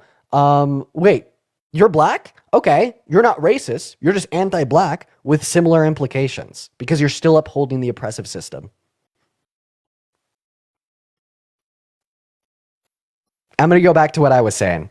Abby, thank you so much for the galaxy. I do appreciate you for the love. So anyways, so I'm going to go back to what I was saying, right? Because they were able to get into that position of power, right? Even in consideration to slavery and its aftermath, with legal segregation of black people from quote unquote white businesses only ending in the 60s, meaning that there's still black people in America today that grew up drinking from a different water fountain because of the color of their skin, and the social stigmatizations and consequent systemic racism that is still present. Do you understand that? Isn't that crazy? God, turn your camera on. It's 2024. So we shouldn't be saying that. It just sounds, to me, for being a black guy, it just sounds every time someone says, oh, black this, like, bro, you're just saying like black people are just lesser than. It just feels like we're lesser than because you guys always have to bring race into every single fucking thing. Oh, she's gonna be the first black president. Who gives a fuck? She's gonna be just a president. She's gonna be a woman president. Okay, chat. I wanna know for sure that he's black. How do we? Because he can't turn his camera on. I just want to first verify. Is that like okay for me to do? Is it okay for me to like question if he's black or not? I just want to verify in the chat. Yes, you can look on my. Go ahead. Can you stop muting me? Yes, you can look on my Facebook. Why do I have to hide that I'm my race? That's so dumb. Why don't you think I'm black? Can you let me know why you don't think I'm black? Well, it's just Answer my question. It's really hard for me to believe that a black person in America today because I'm not fucking brainwashed, Dean. That's why. One moment would be so asympathetic towards the genuine existence of systemic racism and anti-black stigmatization and stereotypes that exists today and have existed for hundreds of years, and were legally perpetuated into the 60s. I understand. Stop interrupting me, dude. Yes, and feel free feel free to invite Santana in here, y'all. We'd love to have him up. You need to stop interrupting me. Can you control yourself? It's like I don't do the whole. You're playing a little mute baby game, bro. You can't have a real debate. The reason I'm playing the mute baby game is because you're interrupting me. Could you let me finish? I'm not even talking. When I'm saying like one thing and I stop. Bro, you're not allowing me to stop. Don't act like I wasn't speaking and you didn't interrupt me. In fact, 10 seconds ago, you admitted to interrupting me and you justified it by saying that I wasn't saying anything important. So will you let me speak? Bro, just say what the fuck you have to say. If you can demonstrate some impulse control and agree to not cut me off. You can't do that, Dean. I'm black. That's racist. Okay. Well, I mean, obviously you're not serious enough to have a actual conversation. So we're going to go to move on to our next guest. Yeah, still feel free to invite Santana in here. He's actually in the queue. You want to come back up? Fuck it. Hop back in the queue, 1080p. Yeah, get him back up here, Dean. Yeah. How we doing, Santana? Oh, listen, I was on my way to the gym listening to you. It's like every single day it's someone that's like out of their fucking mind. It's every day. It's every day. 1080p. Hop back in the queue. Get back up here. Yeah. 1080p. Hey, what's up, man? Hey, so you're black? Yes, I'm black. Oh, okay, cool. Where are you from? I'm from North Carolina, but I just recently moved to California. Oh, awesome. Okay, what part of North Carolina? I'm from South Carolina. I'm from Durham area, actually. Durham. Cool. All right, cool. So you're black. Are you biracial? Or no, I'm fully black. You fully black. Awesome. Okay. So a couple of quick questions for you. Yeah. Just to find out a little bit more about you, if you don't mind, right? Because I'm wondering, right? I know you can't necessarily go off your dialect because being from the South, especially from the area that you're, speaking about, you could definitely sound the way that you sound. So I'm gonna let that slide. Tell me a little bit more about your background, education, right? Did you go to high school? Graduate high school, college, anything like that? Yeah, graduated high school, went to a tech school. Then what tech school? I went to a NASCAR tech school. NASCAR tech school. Oh, okay, yeah. Cool. NASCAR is really big in North Carolina. Yeah, did some work in NASCAR for a little bit. Then I decided, like the last couple of years, I wanted to get in tech. So now I live in California doing tech finance. Okay, like that's dope. Trading and all that. Yep. That's dope. Approximately, what's your age range? I'm 28. 28, 28. Okay, cool. You're about 9 years younger than me. All right, sounds good. So from North Carolina, 28. Went to He NASCAR changed tech his school. voice. I didn't change my voice. No, Keep going, my he bad. sounds the same. You're cool. You're cool. From North Carolina. I'm assuming you're a Panthers fan, right? No, I don't. I'm not a sports fan. I don't watch sports, man. It's a waste of time for me. Oh, but you like NASCAR. I don't like NASCAR. I just like cars. I just happen to work in the Oh. NASCAR field. Yeah. Okay. What about music? What's your favorite type of music? I like everything. I just don't listen to like bluegrass or reggae. Okay, I can dig it. And this I can doesn't dig have it. anything. This is not. My skin color doesn't have the meat. I don't have to listen to rap music to be black. No, I don't no, no. have to I be didn't ghetto say to be anything black. about. All right. Well, let's go into it. Let's go into it. Whoa! I want Hold to go on. into it, bro. Let's get into what you want, bro. Whoa! Slow down for a second. I'm just trying to fill out who you are, right? Yeah, Because go for it. I'm actually pretty eclectic, right? I enjoy Okay. country music. I enjoy Yeah, same. jazz, classical, hip hop, Yeah, same. I R&B, enjoy all pretty of it. much everything. Yeah. Cool. So, music, right? Who are some of your favorite artists? I guess it depends from what genre. Do you like I country? don't. Yeah, I like country. Okay. Who's your favorite artist? I like George Strait. Okay. Cool. What about, do you like R&B? Not a big fan of R&B. No. Okay. What about jazz? I don't really know any jazz artists. Okay. Any hip hop? Yeah, I listen to rap. I listen to new rap, old rap. Like, Okay. yeah, I'm more of like a 2010 eras kind of rap, just because Same here. that's just Who what do I you grew like up from on. 2010? Like just all Lil Wayne, Waka Flocka, Gucci Man, all that Okay. kind of stuff. Yeah, yep. Okay. Cool. Okay, where we getting at? Just You trying to take filling me you on a out. No, just. Well, I mean, I don't know. I would say if you were cute, maybe, but I can't see you, so who knows, right? Yeah. So just to kind of bring this full circle, right? Quick question for you. Let's say you're at a family function, right? Yep. And you guys are gonna throw something on the grill, Yep. right? Would you call it you're at your family's barbecue? It's a cookout. It's a cookout. Okay, cool. So let's say there's going to be some line dancing going on, right? And there's older black people hanging out, and they're getting ready for the line dancing. What song would they be line dancing to? I don't know. I don't think black people line dance. No, we The definitely majority do. of black people, well, we do, but the majority of black people don't line dance. But if you're going off a typical black family, they're probably going to do that to the left, to the left, to the right. That No. stupid song. No. The older generation. I don't know, man. I don't know the name of songs. I'm sorry. Okay. The Electric Slide. You ever heard of that one? Yeah, of course. Okay, cool. If you're talking about the younger generation, like a little bit younger than you, right, or probably around your generation, what line dance would they dance to? Dude, I don't know. I don't sit here and just study these things. It's. I promise you, it's not a study. I promise you, it's not a study. Super simple. I'm just trying to see if you pass the vibe check. That's it. No, you're trying to see if I pass a black test. Every black person doesn't grow up like you, bro. Oh no, Every I black absolutely person- Abby, know thank that. you for the well diving. I appreciate you for the love. There's no concrete thing on like to be black you have to do this. You have to love chicken. You have to love this to be black.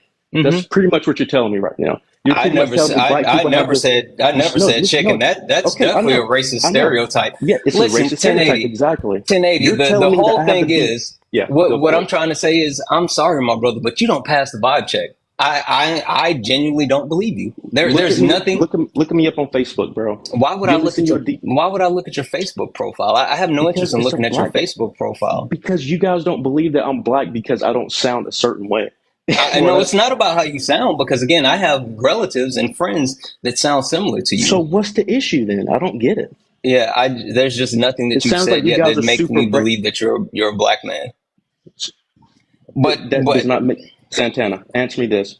So what do I have to do to be black? You're pretty much telling me that black people are different. Are you not telling me black people are different than white people right now? what I'm Saying that telling you is that Because I what grew the up different than category. you. Yeah, go for No, it. well, Sorry. I was going to say you don't know how I grew up, but my whole point is there's a certain shared experience that Black people do have, right? We're not all a monolith, but we do have certain shared experiences. Quick question, really quick. Yep.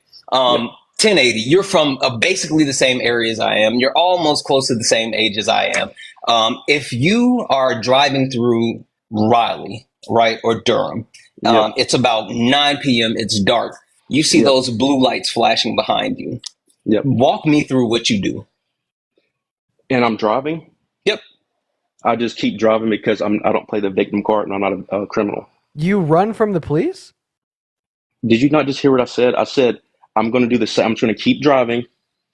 I'm going to act normal because I'm not a criminal and I don't play the victim card. Okay. He said if I'm driving my car. He said if I'm driving my car and I there's a said light you see behind me. the blue lights behind you. They're pulling you over. Yeah, I'm going to pull over. Okay. I'm going to pull over. They pull you over. Walk me through what that traffic stop looks like for you in your head. I stop. I roll my window down and wait for the cop to come to my door. Okay. The cops come to your door. What happens? He's going to tell me what he's stopping me for. He's going to say license registration. I'm going to give my license registration. Where would your license and registration be? Wherever I put it in my car. It's either in my visor or my glove box. Okay, so it's in your glove box. You just reach over, grab it, hand it to him. No, I'm going to tell him, hey, he say license and registration. I just grab it. I don't understand dude, all cops are not like this. You're pretty much telling people right now that if you're Black, you have to do this a certain way. No, bro, I'm not a criminal. No. I don't have anything wrong with you. No. It's about how you... Listen, Santana, listen. I'm just going to give you the answer, right? Yeah. I'm going to give you the answer. It's not that I'm sitting here saying this is how you have to do something, right? I'm telling you, when I tell you that there's a shared experience that Black people have, and it's not because we're a monolith, but it's because we deal with the same type of things. Especially Black people from the South, from the areas that you and I are from, we don't have the luxury of saying, oh, I'm not a criminal, nothing's going to happen. But also we don't have the luxury of just saying, oh, it's in the glove compartment, I'm just going to grab it. No, what happens is when police pull us over, first of all, we put our hands on the steering wheel, right? Second of all, it's a whole play. It's exactly. I know you don't because you're not a Black man. I am a Black man. We literally. No, you're not. Let me tell you a story about racism. No, you're not. I love how you're telling me I'm not. No, you're not. Black, let me finish. Let me finish. We also walk the cops through every single thing that we're doing because you know what? We can't just reach in our glove compartment because we might get unalived. So we have to say, Santana, hey, Mr. Police Officer, brainwashed, bro. We're grabbing our. You are fucking brainwashed. It's okay, how am I bro. brainwashed? How am I brainwashed if I've actually been through this? Santana, no. I'm not telling you what I think. I'm telling you what I know. Okay, I'm telling you what I know. It's not a think.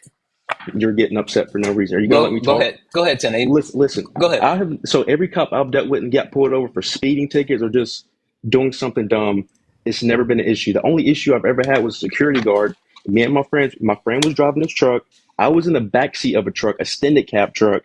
He was doing donuts in the parking lot. A security guard stopped us, looked at all of us, telling us to get the fuck out. He said, I'd get all you guys in trouble right now. He looks in the back seat. I'm the only Black guy in the truck, looks right at me and said, I know you have warrants. So you're going to tell me I'm not Black and haven't dealt with any racism? I didn't say that. I said you're not Black because you're not. I'm sorry. Not Black because what? Tell me why I'm not Black.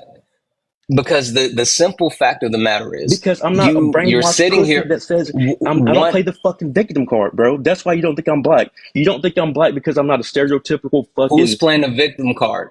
Who's you're playing the victim card? Because you're saying what I'm saying. When your cop pull you over, you're not. What I'm saying is that the things that you have said. I'm not a criminal. I don't need to do the things that you have said.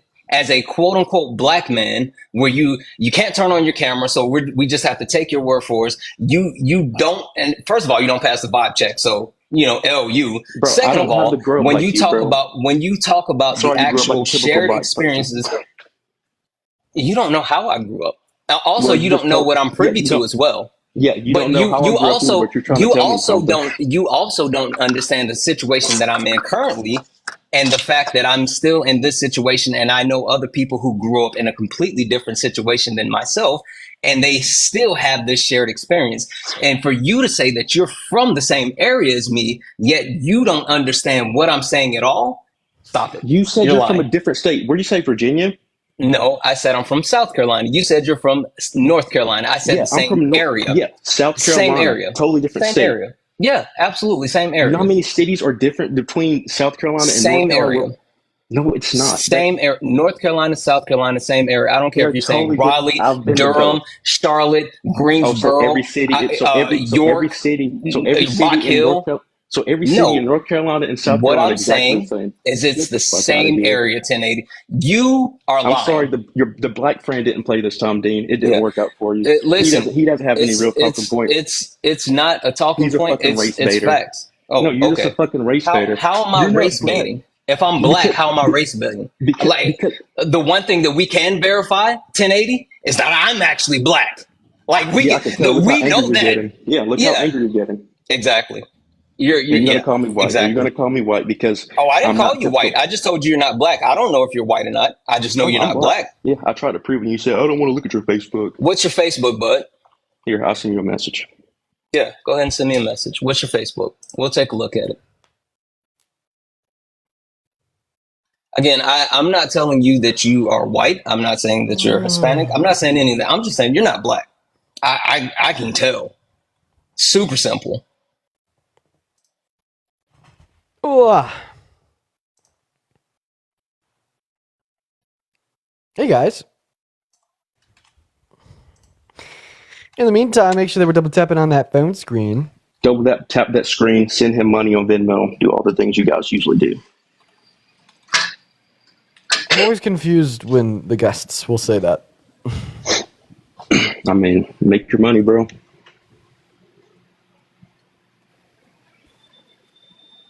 Hey, did you say Raleigh?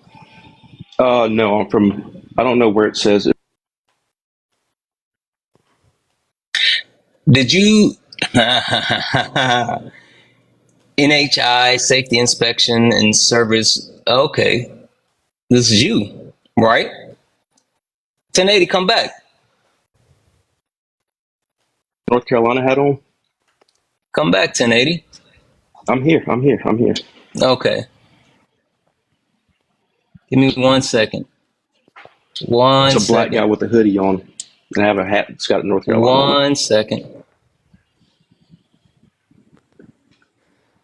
And no, Santana's not going to show you guys me. If I wanted to show my face to everyone in here, I would have put it on here.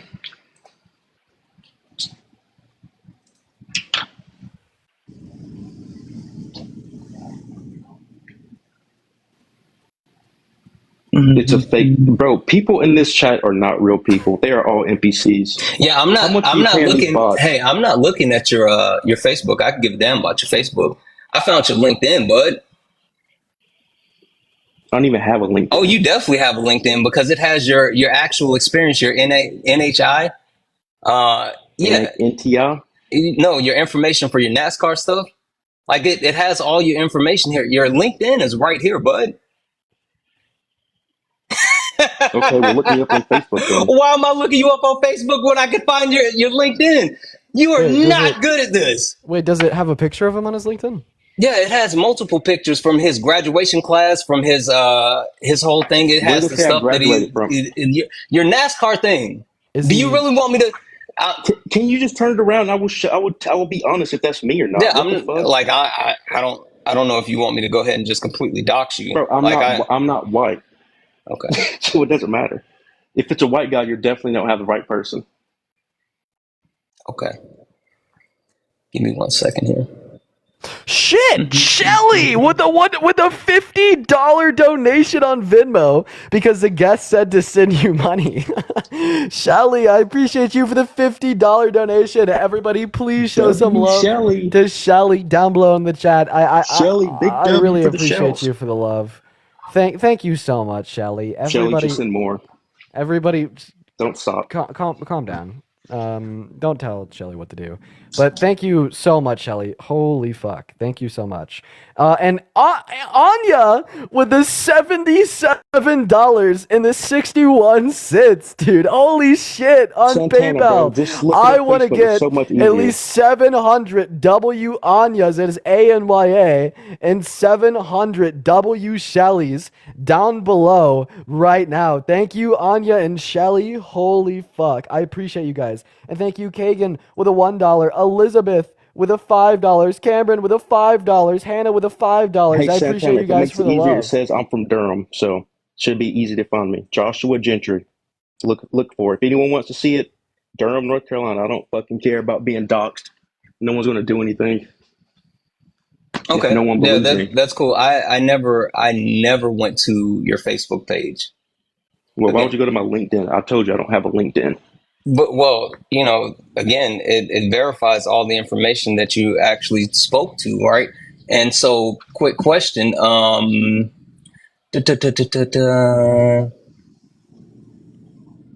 Another milestone talks about a second here.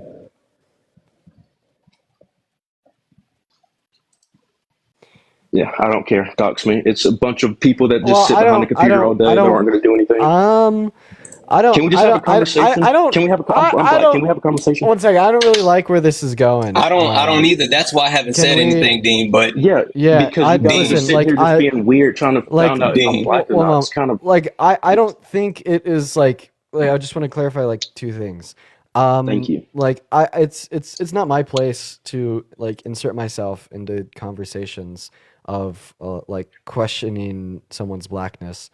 But what I don't understand why is like I think it may just be best to end this conversation where it is, and then additionally, I would also like mods to mute anybody in the chat that are like posting his name. Like, how about and that's why I never said his name. Yeah. I just want to really get off of the topic. So Santana, you're fine, bro. I mean, like, yeah, you're absolutely fine. Like, this guy was claiming crazy shit about black people. He was like preluding at like literal like white people are superior to black people type shit, and you're completely like well within your right to like come up here and like question him. But my whole thing is I don't care if you have a stance, right, or if you have a belief. The thing that I don't like is when you misrepresent who you are. So 1080, because I'm still going to call you that, because again, like if you feel that way as whatever race you are, that's perfectly fine. But please don't speak on behalf of black people if that's not who you really are. That's it. I genuinely don't care. Speaking on all black people, you're just speaking to all black people as well. Oh, I'm not speaking for all black people, but when there is a situation where my people is being spoken about, I do like to be a part of the conversation. Okay, well, what did you come up here for, Santana? What's your whole argument up here? Oh, I came up here to see if you passed the vibe check, which you didn't, but I was literally just enjoying Dean as I do daily on my way to the gym, and I just had to come up here because of that. That was it. You want to hang out? I gotta go lift. I gotta lift. I was literally just listening. What are you hitting today? That's upper body. I did legs yesterday. I can barely walk. When you do upper body, is that like back, by, try, and chest, or do you like do a full upper body day, or do you like have a split like buys and back, tries and chest? It's a split. Today is chest and bicep, and then I have a separate back day. Like I have a whole routine. It's a whole thing. Fuck yeah, man. Yeah, I appreciate you for coming up, Santana. We all love you here. Feel free to request up whenever. Absolutely. I'll see you later, bud. Peace out, Santana. We're going to move on to our next guest, ladies and gentlemen. Let's go ahead and see what Garrett Simpson has to say, ladies and gentlemen. If you are in the queue, make sure that you do think that men are better at leading than women. Right now, we have 26 guest requests, which means our live is like very shadow banned, and that's just surprising because we're on our second account. The appeal did go through on the main account, so we will probably head back there soon. And I just thought I'd let y'all know. What's up, Dom? Do you think that men are better at leading than women? What's up, buddy? Yeah, I personally do.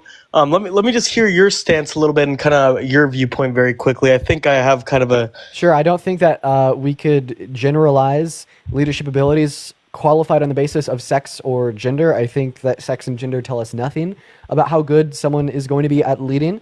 That is like saying that people that wear Nikes are better at leading than people that wear Adidas. It doesn't tell us anything. And that's my stance. But what's yours? Why do you think men are better at leading than women? Yeah, so one more question. Do you think men are better at leading in any category and women are better at leading in any sort of category? It depends on how you'd qualify it, but like generally, I don't think that we could draw someone's ability to lead predicated on their gender or sex. There's sexual dimorphism between the brains of males and females for sure, and maybe sometimes you could use that to indicate better at leading. Like men are like better at leading in like aggression, maybe. Like I don't know, it's just like super vague. But I'm talking about like general leadership abilities that are generally looked at as like a positive, good thing. So why do you think that men are better at leading than women? Okay, fair enough. I guess one thing I could definitely say men would be better at leading on, just due to their physical strength as like protectors of women. You know, a man protecting his wife and being a male role model in the house. I think being physically strong and being able to, protect his wife from people who. Cheyenne, I appreciate you for the $10 on PayPal. I do appreciate you for the love. W for Cheyenne in chat. Protect your wife from who? Would you not agree with that? Protect your wife from who? Just be a protector, against. From what? Bad people. To be honest, there's tons of weird people out in the world. Bad people, like who? Give me an example. Someone who's like would try and assault her or something. Like who would probably try and assault your wife? Who would? Say you're walking her down the street and there's some random ass homeless guy in the street. You know what I mean? Guy. There you go. Yeah. Well, so basically, like the point of that line of dialogue was just, it's just not so gallant and respectful to throw shit on the wall and clean it up. Men are the gallant, awesome, superior protectors of women, protecting them from themselves. But regardless of that, I'm talking about like leadership, and I don't think that even if a man were to step in and help defend their partner, that would qualify leadership. That's just the bare minimum. But I do want to ask you, do you think that like a man would better perform in like the Oval Office than a woman? In the Oval Office? You know what? I would like to say that men are more prominent in the Oval Office, but I think that's due to a multitude of factors. Do you think men are like better at leading the presidency or better at leading a country than women? You know what? You're probably not, to be honest. All right, I do appreciate you for coming up, and we're going to move on to our next guest, ladies and gentlemen. Everybody do just give us a minute. We got Anthony loading into the queue. Everybody do just give us one moment. All right. Hey, what's going on, Anthony? Do you think that men are better at leading than women? Anthony? Okay, Anthony's not here, so we are going to move on to our next guest, you guys. If you are in the queue, please do make sure that you are present. You are willing and ready to debate. While we are getting our next guest up here, ladies and gentlemen, everybody do just kind of give us one moment. Let's go and get our next guest up at the box. We got Donald Pump loading in. Anthony does not feel like debating. What's going on, Donald Pump? How old are you? I'm 19. What year were you born in? 2005 in June. Okay, all right. Do you think that men are better at leading than women? I'm kind of 50-50 right now, but I want to hear your opinions. Maybe you could change my opinion. Right now... So you're just agnostic on misogyny? No, I wouldn't say that. Right now, I'd say yes. We haven't seen many women prime ministers or presidents or women leaders of countries. There's a really good woman leader in Germany. Yeah, but that doesn't mean that women are worse at leading. That means that women have less opportunity to lead, right? I agree with you there. We haven't seen many. I mean... For history, we've seen more men leading. Like, if you to ask me, maybe I'd say in the next 100 years when women get more chances, because Well, I wish I could respond to what you're saying here. We have seen women leading on the global stage. My statement is that because there's a disproportionate amount of men leading, that doesn't mean that men are better at leading. And I mean, this could be easily refuted with an analogy to the dynamic of race. We see more white people leading than black people in representation to their overall, disproportionately so in consideration of their overall representation in the populace. Does this mean that white people are better at leading than black people? No, absolutely not. So then I want to mean that men are better at leading than women. Like I said, I'm 50-50 at the minute. So what's the obviously difference? Right now, so why would your logic hold to be the case when we're speaking on gender but not race, right? So what's like the difference? Well, I was about to say, like, right now, I'd say it's more experience. I haven't seen. Yeah, I'm not. I'll admit I'm not the smartest. You seem like an intelligent bloke, but I'm. Donald Pump, are you here? There you go. Sorry, right now I'd say, but I'd say because women, in my opinion, are more compassionate than men, more caring. So I'd say, after seeing more women lead, prime ministers or presidents, because what I'd like to say is I think Kamala would probably been a better leader than Trump. Okay, dude, what are you getting at here? You've already said this 3 times.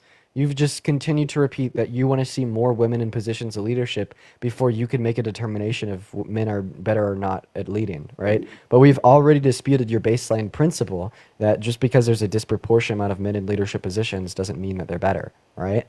And we disputed that baseline principle with an analogy, right, in the dynamic of race. So that argument has been defeated unless you have a response. But what are the biological distinctions between men and women that make men better at leading? There actually aren't, to be honest. Okay, so if there's no differences between men and women, men aren't going to be better at leading than women. Okay. You know what? Giant, thank you for the $5 on PayPal. All right, appreciate you for coming up, man. We got our next guest, Joshua, loading into the live. And thank you, Cheyenne, for the $5 donation on PayPal. On PayPal, quite frankly, I appreciate you. Everybody show some love. While we move on to our next guest. And here shortly, we will probably end up moving back to the main account. That's right. That's right. Quite frankly. Hello, do you think that men are better at leading than women? So no, I think women tend to be better leaders because of like how we're talking about a system that, you know, you don't have to compete, but there's more competition if there are less opportunities and like options for jobs. And then what patriarchal societies tend to do when women do gain rights is they kind of turn them into a double-edged sword. And it's like, well, you wanted that opportunity, now you got to deal with it. And Woman, it's like, stop talking. The man is here. I mean, I'm in a country where we have freedom of expression, including speech. So yeah, that's why I came up to talk about this. Yeah, no, you're good. The man's no longer here, right? Yeah, it's okay. he tried to flex his biceps and he just got sent back to the pits of hell. He'll wait his turn. Go ahead. It's cool. No, honestly, I'm not gonna lie. I was just gonna say thank you for your time and kick you, right? Because I'm just looking to debate men that think men are better at leading than women. But because of that guy, I want you to go ahead and take it away. Finish what you're saying. I want to hear you out. Yeah, like, I mean, I could talk about these things for like a while, but like it was mostly just, I don't think that, like, again, and also people tend to just label women who do speak up regarding these things as quote unquote man bashers or spewing hate. And it's like, no, actually, if we have like freedom of speech, then there shouldn't be this like tone placing all the time where it's like, if you only listen to women when it's attractive to you or if it benefits you instead of listening to like the other side of it as well, then it like, you know, low-key is like a really manipulative way to infringe upon those rights that we do have. But yeah. Okay. Sorry. Hey, I appreciate you so much for coming up and I hope that you have a phenomenal rest of your day. Thank you so much for your time. Thanks. Yeah, have a good one. Bye, KT. W's for KT in the comment section. W's for KT in the comment section. Now, Vexbolts, feel free to hop back in the queue. I want to bring you up now. Thank you so much for the gift. I do appreciate you for the love. All right. Yeah, no, Vexbolts, where are you at? The guy that just came up and told her to stop talking because a man's here. I would love to have a discussion with you now, so do hop in that queue. Mr. Vexbolts, and he's back. All right, here we go. Hey, what's going on, man? How old are you? Yo, what's up? 18, brother. 18. 1 second. I just wanted to put you on mute. Hey, guys, make sure that you're double tapping away on that phone screen. I appreciate you for the love. Thank you so much. I do appreciate you so much. You guys make sure that we're double tapping on that phone screen. Just give me a second. I'll get around to you. Just give me a second. Just one second. Hey, how old are you? Oh, they left. Okay. Stop bringing up fucking women. No, just give me a second. No, please, seriously. I will get to you. Don't worry. You have my attention. I just need you to wait. Just need you to wait a second. Just seriously, we'll just wait a second. And don't worry. I'm not going to let you talk to any of the women coming on my live. Now, I just wanted to hear from them first. I'm cycling through every single woman that I see in the queue. There's one more. Okay. There's one more. Hi! Hey, what's going on? Do you think that men are better at leading than women? No, I don't. And Vexbolts, you suck. Okay. No worries, Sydney. I am just looking to debate people that do think men are better at leading than women. Yeah, but I do appreciate you so much for coming up. Okay, anyways, Vexables, we finally got around to, we just, I wanted to ask a couple other people, like, I don't know. I'm telling them to only hop in the queue if they think that men are better at leading than women, but maybe they didn't hear that. It's, whatever. I just wanted to chuckle, just doing my debates. Go ahead and unmute. Let's have a conversation, buddy. Why do you think that men are better at leading than women? Do you know how to find the mute button? I could write it with crayon on a piece of polka dot paper. Bro, I'm not for you. 80 years old, okay? You're like 18 or 80, 18 brain cells, 80 brain cells?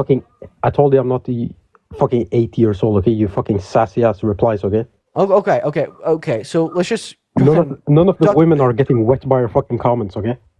Not only has a woman never, quote unquote, gotten wet after talking to you, 9 out of 10 of them have probably filed for a restraining order, including your mother, your sister, and your grandmother. And then secondly, let's not express your weird, very fucking weird obsession with a woman's genitalia. We're here to have discussions about your misogyny, so take it away. Why do you think men are better at leading than women?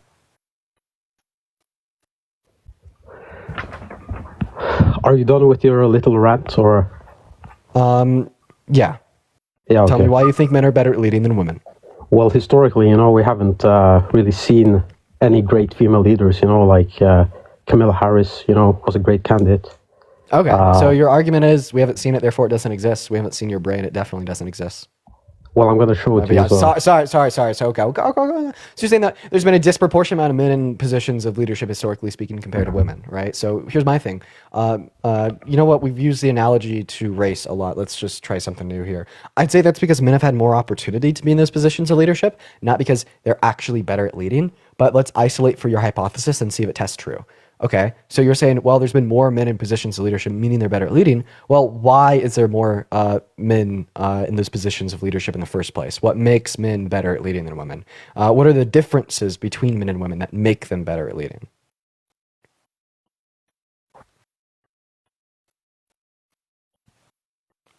Lead your way to the unmute button.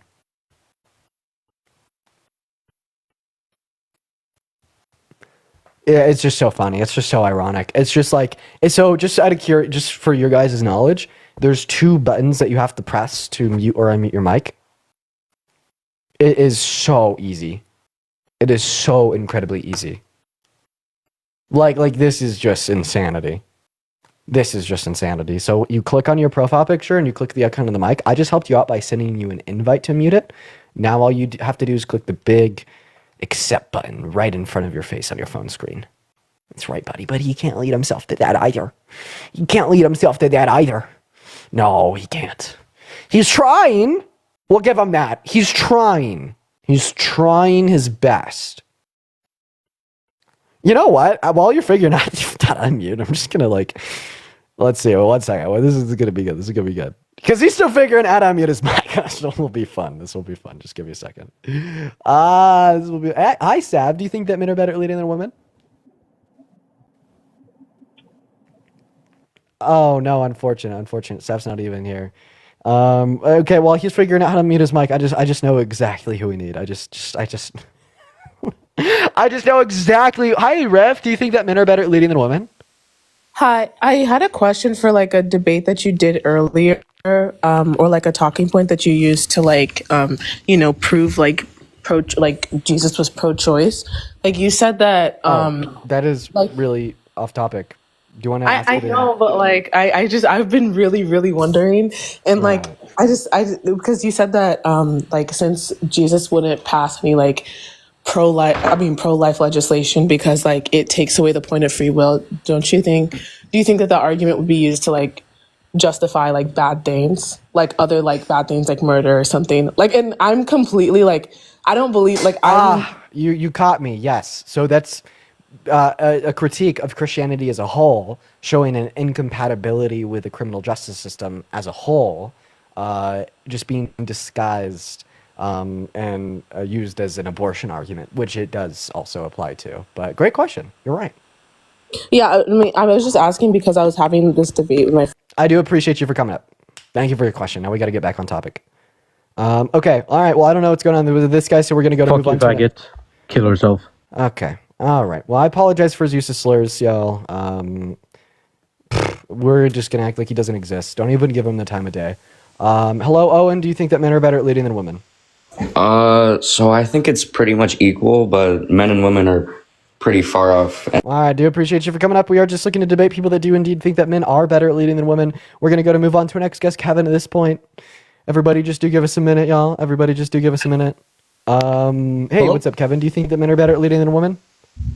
Hello. I think it really depends. I think men can be, but I think women also can be, depending on. Okay, I think that we need to set ground rules. So obviously what Kevin was just saying there was that leadership abilities don't have anything to do with you're a man or a woman. You could be a good leader if you're a man or if you're a woman. It's okay, the point of this live is for people that hold to traditionalist norms that women are supposed to follow and men are supposed to leave. That is who this live is built for. 110%. So we're going to move on to our next guest. Catherine in the chat says that they're going to follow the rules. This should be interesting. Hello. Do you think that men are better at leading than women? I do, for biological reasons. Oh dear God! Wait, can I just try a paradoxical critique on you? You can, but let me tell you something first, Dean. Like you, Okay. I was a philosophy major back in the day, and I get such joy listening to you debate these cretins. Takes me back to my philosophy club days. I just want to run a paradoxical. Do critique it. on you. I'm ready. Okay, you're a woman that thinks men are better at leading than women, and I'm a man that thinks men are not better at leading than women. So, in accordance with your worldview, right, you'd say for biological distinctions or whatever the reason may be, right, I am in a higher position of authority than you are when it would come to leadership. So, what if I engaged with a worldview and told you, because I have dick and balls, and I say men are not better at leading than women, right? You would thereby, by consequent, have more reason to believe me than yourself. I've just always wondered what someone would say to this. I'm just super curious. Well, if I understood correctly, I didn't say they were more clever. Better at leading? Better at leading because it's just like you started to say back in the caveman days, because they were stronger, they created a society where they're in charge. Or like Nancy Pelosi will say, they've got their boots on our necks. I would further what you propose, and I'd say because men rape and they can incapacitate their victim, they are the leaders. Holy fuck! Dude, I'm not gonna lie. If I didn't do this every day, I would be puking right now. It's I'm not gonna lie. If I just wasn't so immune to crazy people saying crazy shit, and I just didn't prepare going on live every day expecting some crazy fucking shit to be said, I would be so I would be so just grossed out and fucking ew. Well, Dean, dude. I believe No, but now let's talk about it. Engaging in debate. So you're saying that a rapist's ability to grape, control, and overpowered makes them a better leader. Yeah, because today in our more civilized society, though barely by much, men now just need to get a little angry in the business room. And that's been I know anecdotes are nothing, but men will, in a very nuanced way, remind you of their powerful superiority. Okay, And I'm going to ask you a question. You're aware of it. I'm going to ask you a question. Sure. You're saying that force, abuse, authority, and immorality are the keen traits that men possess that women don't, that make them better at leading. Who's the most forceful, most immoral, most fucking dictatorial leader that you could think of? Because for me, it's Hitler. Okay? He perfectly embodies the traits in which you are describing equate to being the better leader. So would you say that Hitler is one of the best leaders that this earth has ever seen? No, I'm not willing to say that. He's abominable. Right? So I we would can choose now Trump. understand how it might be the case that your qualifications for leadership are false. extensive background within like sports education, and you even have to get a degree for it, right? If it was all about physical strength, they would take the gym bro with no degree over the 150-pound dude with a degree, but they will always take the person with a degree, meaning that you are wrong. God, Dean, you're so fucking smart, man. You're the smartest person I've ever seen in my life, dude. Well, then maybe you should blindly follow and believe anything that I say. Today, your lesson that I want to hypnotize you with is women don't suck and men are not better at leading with them. And that is a very harmful stereotype that has been used to oppress women for eons. All right, you fucking changed me, bro. You got it, bro. Thank you. Yeah. Keep it up, Big Peter. All right. Moving on to our next guest. Moving on. Let's go ahead and see what our next guest has to say, ladies and gentlemen. We got Skylar loading up into the queue. Do remember, we are just looking to debate people that do think men are better at leading than women. Hello, Skylar. Do you think that men are better at leading than women? No, but I love you. You're awesome. Yeah, I appreciate you for the love, Skylar. Everybody show Skylar some love. We got our next guest loading in right now. Hello, everybody. Hello. Do you think that men are better at leading than women? Yes, I do. And, why would you ever think that? Give me your argument right now. Well, I think that women act on emotion versus... I think you act on emotion, Dander. Look at you. You come up into my live with a different name every single day. It's always Dean, you. I'm everywhere. I'm like dog shit. I'm everywhere. Well, at least you know what you're like, but you're definitely not everywhere. No, you're not in a school, unless it's an elementary school. Definitely no university to get a degree. But maybe I spoke too soon because we really don't know about, the elementary school. Are you sure about that? Yeah. Bye! Moving on to our next guest. Let's go ahead and see what our next guest king has to say. We got our next guest loading up in. For anybody that knows Dander, just know he's in love with me and we're just gonna ignore him. Quite frankly, that's right. All right, everybody, do give us a moment while our next guest is loading up in here. We've had enough of Dander. Hello, Chloe. Do you think that men are better at leading than women? Chloe! Okay.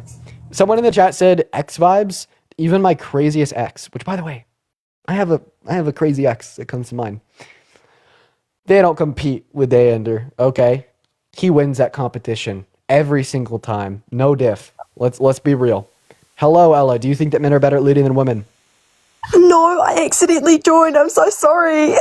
No worries, Ella. We're gonna go and move on to our next guest. Yes, I have never even told you guys the story of the crazy ex. Maybe one of these days I'll go into more Dean lore. We got our next guest loading up in for the 3.6 thousand people in here. Super duper good to see you all. We're having fun. Hello, Cass. Do you think that men are better at leading than women? Absolutely not, but you're incredible. I appreciate you, Kaz. You're great. Show some love to Kaz in the chat, and I do apologize for kicking you. I always feel bad, but we are just looking for debates. We need to go over the ground rules of the live for the 3.6 thousand beautiful ladies and gents in here. Okay. Here's how we're going to do it. I want to be confident that anybody that I click on in my guest requests will think men are better at leading than women. I need to know that everyone down there is a misogynist. Undoubtedly. So if that's not you, you could hang out in the chat. You could hang out in the Discord. But you cannot hang out in the guest requests. You can't do it. You can't do it. Dean, the eyeliner picks? What are you guys talking about? Every single one of you. You sound so crazy right now. It's unbelievable. Where did you ever get this from? Don't worry. I forgive you for being crazy. Just don't let it happen again. Okay? And your friends may tell you, but Dean promised the eyeliner picks. Your friends lied to you.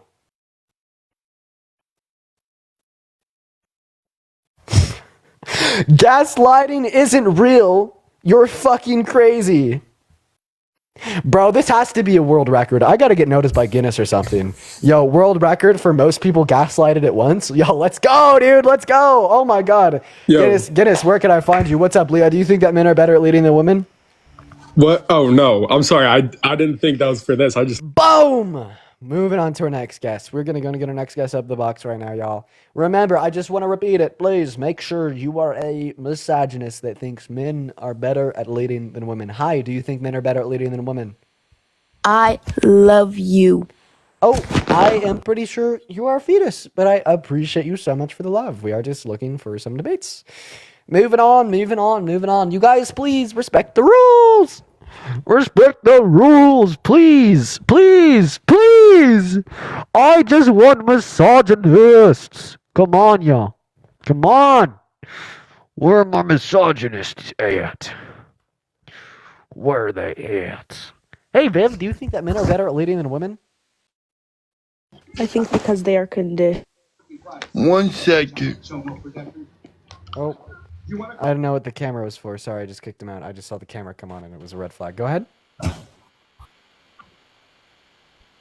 I said I think because they're like conditioned in a society where like men are seen to be as higher, that they have more opportunities and therefore like not necessarily are better but more like prepared, unfortunately. Yeah, I would say, if you want my honest perspective, men are more prepared for leadership, but somehow still worse. Oh, yeah. But I'm just looking for people that think men are better at leading than women.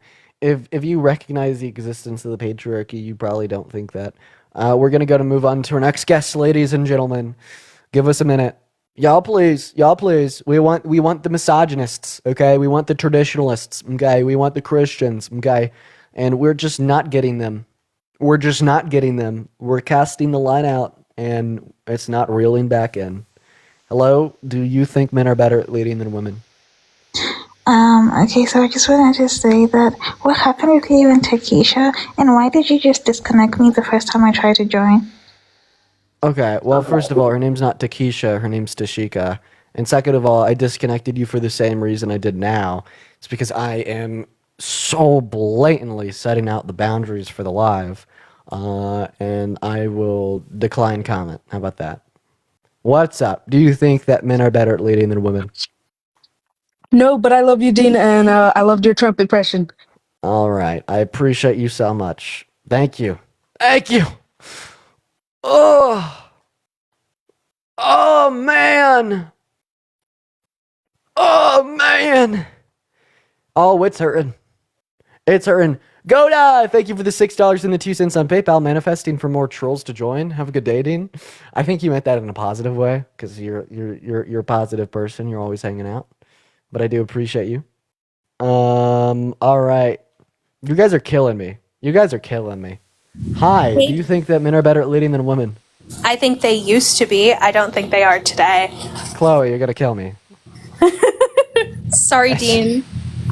Yeah, have a good one, Chloe. I appreciate you for coming up. We're gonna move on. Ugh! Hi, do you think that men are better at leading than women? Ave? I could hear you.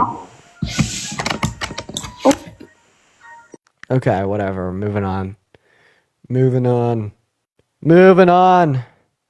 Where are our misogynists at?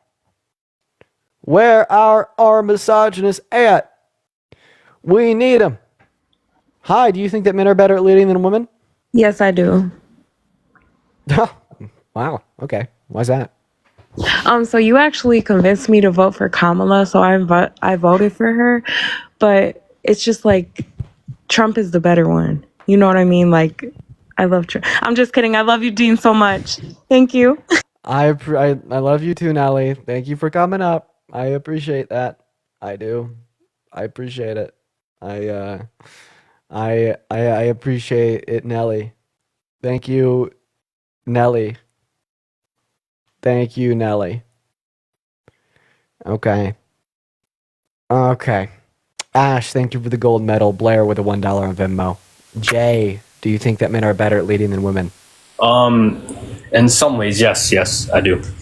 Okay, do you think a man would be better at being president than a woman? Like, I feel like we have more evidence that suggests that men are better than leader. All right, let's hear it. What's your evidence? So yeah, I would say majority of the countries that are, ran better are ran by men. Okay, so just because most leaders are men doesn't mean men are better at leading. Most leaders have also disproportionately been white. Doesn't make white people better at leading. The reason why there hasn't been as many women leaders as men leaders is because it's promoted for men, stigmatized towards women today. And in the last 70 years, it was illegal for women to be in positions of leadership, open a bank account, own property, start a business, etc. They have just historically had less opportunity. So, of course, we would expect a disproportionate amount of men in those fields. Fair. So do you think men and women, they're both equally as good as leading, or do you think women are better? I don't think that gender gives us enough information to determine broad generalization of leadership abilities. Sure, so you think we're both equally as good as leading, right? I just don't think it's relevant, like, to determine if you're a good or bad leader. So not even equal. It's like, it's not even equal. It's like, it's just not relevant. It's like, do I think that people that wear Adidas are equally as good as leading at people that wear Nikes? Like, I don't know. It doesn't give me enough information. Sure, and I have a question, right? Because I hear you often say about Trump, like, oh, he said he's going to grab girls by the pussy or some shit like that. Okay, well, don't say that in reference to a woman's vagina. It's just weird, but God. Yeah, I'm just quoting somebody. Yeah, okay, God. Yeah, so he apologized for that, and he said it like 10 years ago. And my confusion is, if we shouldn't... The same way that you kind of said a bunch of slurs, and you also apologized for it, and it's something you said when you were young, right? So if you can't forgive Trump for what he said 10 years ago, why should people forgive you? Yeah, great question. Give me 1 second. I didn't know that he apologized for the Access Hollywood tape. 1 second. Hollywood. Trump apologizes. Access Hollywood. Okay, let's see. So it looks like he... I don't know. Let's listen to a statement together. I never said I'm a perfect person, nor pretended to be someone that I'm not. Sorry, that would be Minecraft music. Let me close out of Minecraft. Sorry, you guys. Give me a second. I have actually never heard this. This is a canon moment. Apparently, Trump issued an apology for the Access Hollywood tapes. I'm actually super interested. Let's all listen to them together, you guys. I've never said I'm a perfect person, nor pretended to be someone that I'm not. I've said and done things I regret, and the words released today on this more than a decade-old video are one of them. Anyone who knows me knows these words don't reflect who I am. I said it, I was wrong, and I apologize. I've traveled the country talking about change for America, but my travels have also changed me. I've spent time with grieving mothers who've lost their children, laid off workers whose jobs have gone to other countries, and people from all walks of life who just want a better future. I have gotten to know the great people of our country, and I've been humbled by the faith they placed in me. I pledge to be a better man tomorrow and will never, ever let you down. Let's be honest, we're living in the real world. This is nothing more than a distraction from the important issues we're facing today. We are losing our jobs, we're less safe than we were 8 years ago, and Washington is totally broken. Hillary Clinton and her kind have run on... Stop unmuting my mic, you got an echo. I've said some foolish things, but there's a big difference between the words and actions of other people. It is honestly blown. I wouldn't expect this out of Trump, even though it was obviously not fucking genuine at all, and he finished it off by attacking Bill Clinton. It is like still, I'll admit, that's crazy. That's crazy. But what I will say,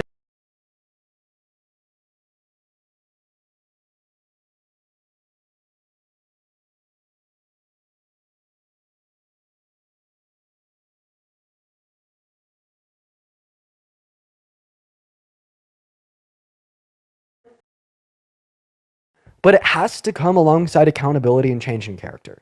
Okay? Because if those three things are not present, in tandem with one another, it doesn't matter. Bro, why you and muting? that's the issue, because you have an echo. Okay, my bad. Let me respond to your points though, because you made a lot of points. Am I still echoing? Yeah, you are, but let me finish making my point. The main point of this is nothing more than the simple fact that it's not just an apology. It's accountability and a change in character. Donald Trump has not exhibited genuine accountability or change in character, or he wouldn't have been asking why people were supporting Kamala Harris, even though she's a woman. There's no accountability and change Was that in character. video from 2016? Yeah, October 7th. Yeah, so I remember watching that live. So that was after the P tape thing came out. You know, the grabbing by the P word thing came out, and yeah, he didn't apologize. He said, "I've done bad things."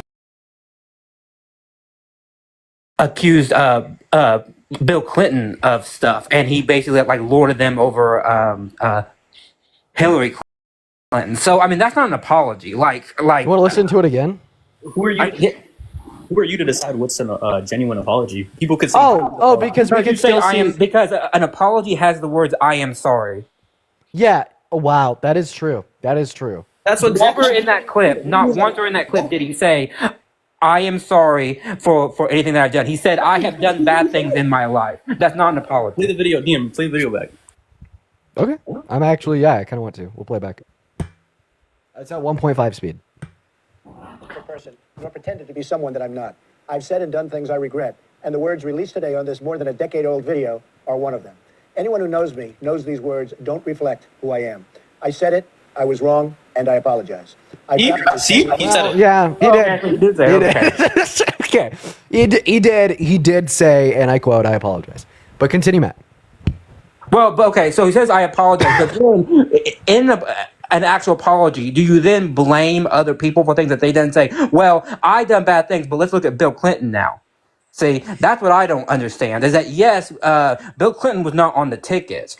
He could have said, well, let's look at Hillary Clinton. Has she done anything in her past that was been accused of like SA or anything? No, right? And so you don't say, "I apologize," and then you go and blame somebody else for like similar behavior. Just something else. "I apologize." Huh?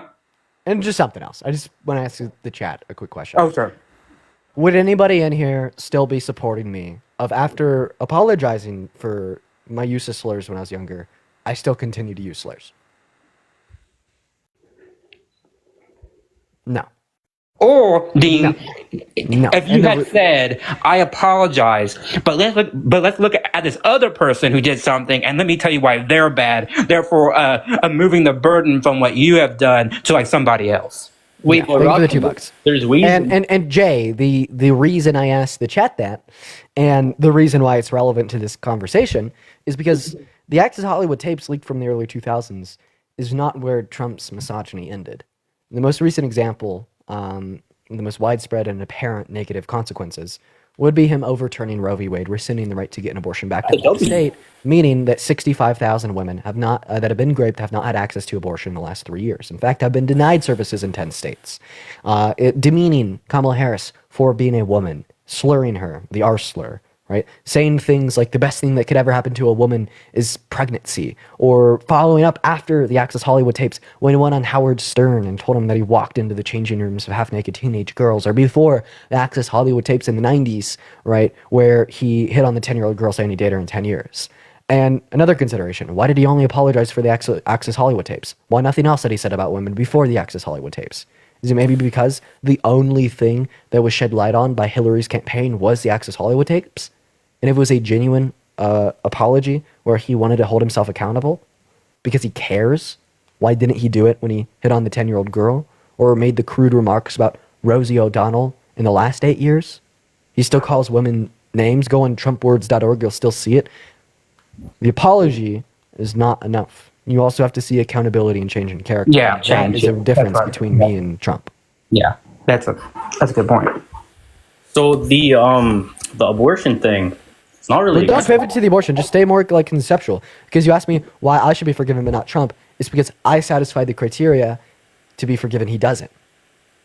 Yeah, because you believe his apology wasn't genuine, but someone could make the same argument. No. He only gave the apology. You could argue that it's genuine. Of course, I don't think it's genuine. Or what about this? Even if it was to be genuine, there's no accountability and changing character. Let's say that today we asked Trump, what did you, or do you still feel the same way about the Access Hollywood tape today as you did in 2016? I would wager that his opinion now has changed, and he would probably say, well, it was locker room talk type of thing. It was boys being boys. It wasn't that big of a deal. He probably would try to write it off because now we have become so normalized to his language use that people really don't really care about the apology anymore, and people are so desensitized to it. So my guess is that if we even brought it up, he probably would say, not that like, oh yes, that was bad, I'm so sorry I ever said that. He would probably try to like move on and say, well, that was just men being men and boys being boys and that kind of stupid shit. So because that's what he does with his past. He just kind of like says, well, it was a different time, it was, you know, this and that and all that. And so I don't think he would actually be genuinely sorry, because you would see the same kind of saying when people would bring it up. That's what I would say about it. Yeah, but I don't think he insults women like in the way that he did anymore. Like, oh, I'm gonna go grab them by the No. Well, he doesn't do it in public, because we have reporting that behind the scenes he was calling a women and specifically VP Harris the R slur. So yes, I would say he probably still does it just behind the scenes. Rockin'. We could say Dean doesn't say slurs in public, but who knows what he does behind closed doors? We have. I've made like my position very clear, and I just think it's like super duper simple. There's 3 criteria that I think need to be met for to be forgiven for these things: apology, accountability, and changing character. Donald Trump only satisfies one of those 3 conditions. And if Dean said something in private to me or to Parker or something, I guarantee you we would hold him to account on it. Like, yeah. I guarantee you that fact. Like we would chastise them for it because it would show not a change in behavior. And we have never, and we have never heard anything like that. But again, Trump is a public figure. Trump has publicly apologized, apparently for this stuff, and yet he still does it, right? And I don't care who's doing it. If you apologize for it and you say, I'm going to change my behavior, and then you don't do that, then you should be called out. I don't make an exception for Dean or anybody else. Yeah, if we're being honest, but let's just I just want to simplify it. I just want to make it so fucking simple. And Jay, you haven't addressed this. 3 criteria to be forgiven for bad things that you do. Most of the time, some of the time, depends on who you're asking. Apology, accountability, and change in character. Those are the 3 criteria that have to be met for like me to forgive someone, and I bet a lot of people in the chat would agree with me. Okay? Donald Trump only satisfies one of those conditions. Yes. Donald Trump only satisfies the condition of the apology. It does not satisfy the conditions of accountability and changing character.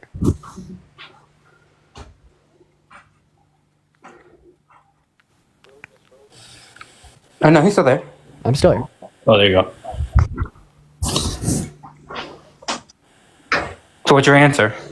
Okay, so yo, this guy's staying so still. Like, blink, breathe. All right, so this is my answer, right?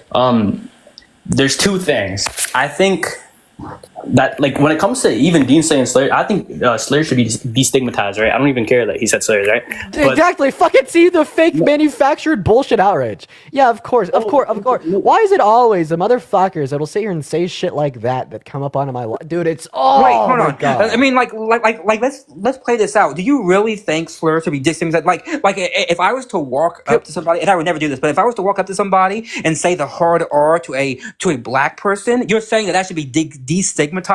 Or that if I would go up to somebody who has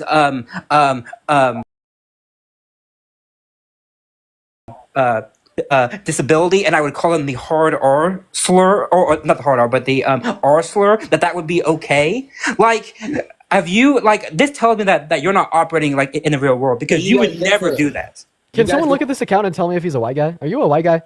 Biracial. My dad's black, my mom's white. Oh, okay. All right. Sorry. Anyways, I want you to respond to Matt. Bro, you're allowed to get I think that we could have this conversation about slurs But I also just want you to respond to the 3 criteria for a genuine like. Bro, I've been apology trying, argument. bro, but you've been monologuing, bro. You're monologuing, and then I'm No. I gave you the 3 criteria, and then you're like, actually, slurs aren't bad. All right, which we also obviously need to talk about. But I just want you to respond to the 3 criteria as well. Okay, are you gonna let me give my full response, or can I only give like a 1-answer question? No, me and Matt literally both stopped talking, and we were so silent that you thought we froze, and you didn't give us a response. No, I thought you froze because like you weren't moving at all. But look, let me give my response. Okay, look. As I was saying before, when it comes to slurs, I think it should be destigmatized. I don't care that you said slurs, right? But I just think you're a little bit inconsistent and you're a little bit unfair because you don't forgive Trump for what he apologized for saying 10 years ago, but you expect everyone to forgive you. I just think that I'm making it so simple. It's not hypocritical. I'm telling you exactly why it's not hypocritical. 3 criteria to be forgiven: apology, accountability, and change in character. I satisfy all 3 conditions. Donald Trump does not satisfy all 3 conditions. He only satisfies 1. That's the symmetry breaker. That's why it's not hypocritical. Had Dean not satisfied one of those conditions, then we would not have accepted his apology. Wait, it's not that hard. Rockin', you gave me some like shitty ass like example of like, what was your example again? I forget what it was, but it was like pretty bad. Of what? About why slurs shouldn't be. No, I want to talk about that. I want to talk about that, but I want to talk about it after. I want to talk about that, but I want to talk about that after you address your complete idiocy when it comes to this conversation about me being a hypocrite. A, thank you for the $10 donation on PayPal. I appreciate you for the love. Thank you so much, A. Everybody, please show love to A. I gave you my answer. You're just not satisfied with it. No, you didn't give me an answer. You just called me a hypocrite. You didn't respond to the symmetry breaker that I provided to you to demonstrate that it's not hypocritical. You ignored it, rejected it, and then called me a hypocrite. Wait, Dean, it's very, very simple. You said something you regret. I don't know how long, like 6 years ago. You said a slur that you regret 6 years ago. You apologized. No one's holding you account to that. No. He apologized, and then he also met the 2 other criteria. Apology, accountability, and change in character. All right, and then also, just to let you know, like, probably a big reason why you didn't see like a larger public outrage was because the accountability and the change in character came a very long time ago. Very long time ago. Okay? Right? It was just public conversations about these things and the public apology and the demonstration to an explicit extent of the change in character and accountability. Okay? Right? But once again, 3 criteria need to be met to be forgiven: apology, change in character, and accountability. Trump satisfies 1, I satisfy 3. Wait, he satisfied. Voila. I told you that what's it called? Trump doesn't go around and say he's gonna like grab him by the peepees anymore. And then But he does go around, make fun of Rosie O'Donnell, right? Call Hillary a very ugly woman with an ugly woman face. Say the best thing that could ever happen to a woman is pregnancy. You know what? How about we just keep going? Just give me a second. Let's see what we got. Everybody, but that has nothing to do with him saying. I think that is misogyny. That is misogyny. He calls all women nasty. And then, by the way, so the Access Hollywood tapes were in 2005, 2007. He talks about how he just can't hold himself back from kissing women. 2015, he says about Hillary, look at that face. Would anyone vote for that? Can you imagine that? The face of our next president. I mean, she's a woman. Come on, folks. Are we serious? 2016, women who seek abortion should be punished to the fullest extent of the law. 2017, it must be a pretty picture you dropping to your knees. Like, dude, the misogyny never ended. There's never any change in character or accountability. Okay, yeah, if he's saying all those things like today, like in 2015, 2017, then yeah, I guess you're right. He said an apology, we didn't mean it. Versus change. I don't know who said all those things, but I stay on what I said before, that slurs should be destigmatized. Okay, fine. We can talk about that now. Yeah, that's stupid. Okay. Okay, so my example.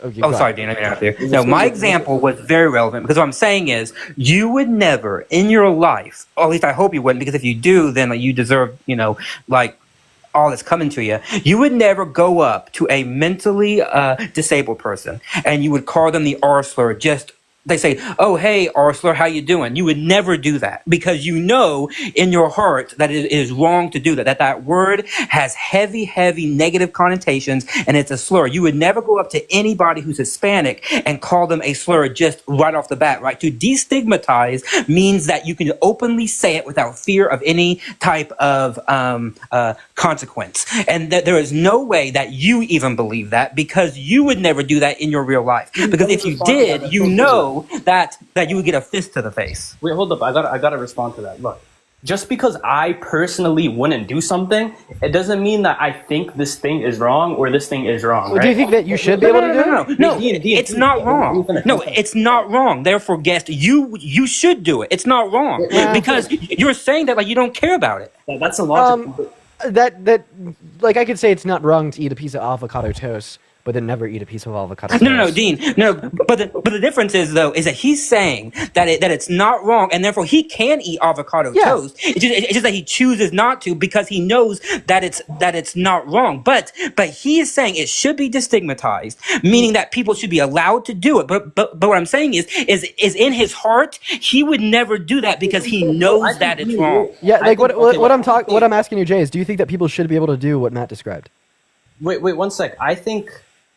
No, answer the question. Do you think it's like permissible for people to do what Matt described? You're doing this thing where you monologue and you like want me to give one. It's not a monologue. Is it permissible for people to do what Matt described? Wait, I want to respond to what Rockton said. Fine. Listen, I could think that being gay should be destigmatized, but me personally, I would never have sex with a gay guy. Just because I personally... No, that's not the same. Would you ever call a gay man to their face in public or think that other people should call gay men to their face the F slur? Should they be able to openly and proudly say it to a gay man and just openly say, "Hey, F slur, how are you doing today?" Okay, so just because... Wait, what's the question? Should they be allowed to? No, not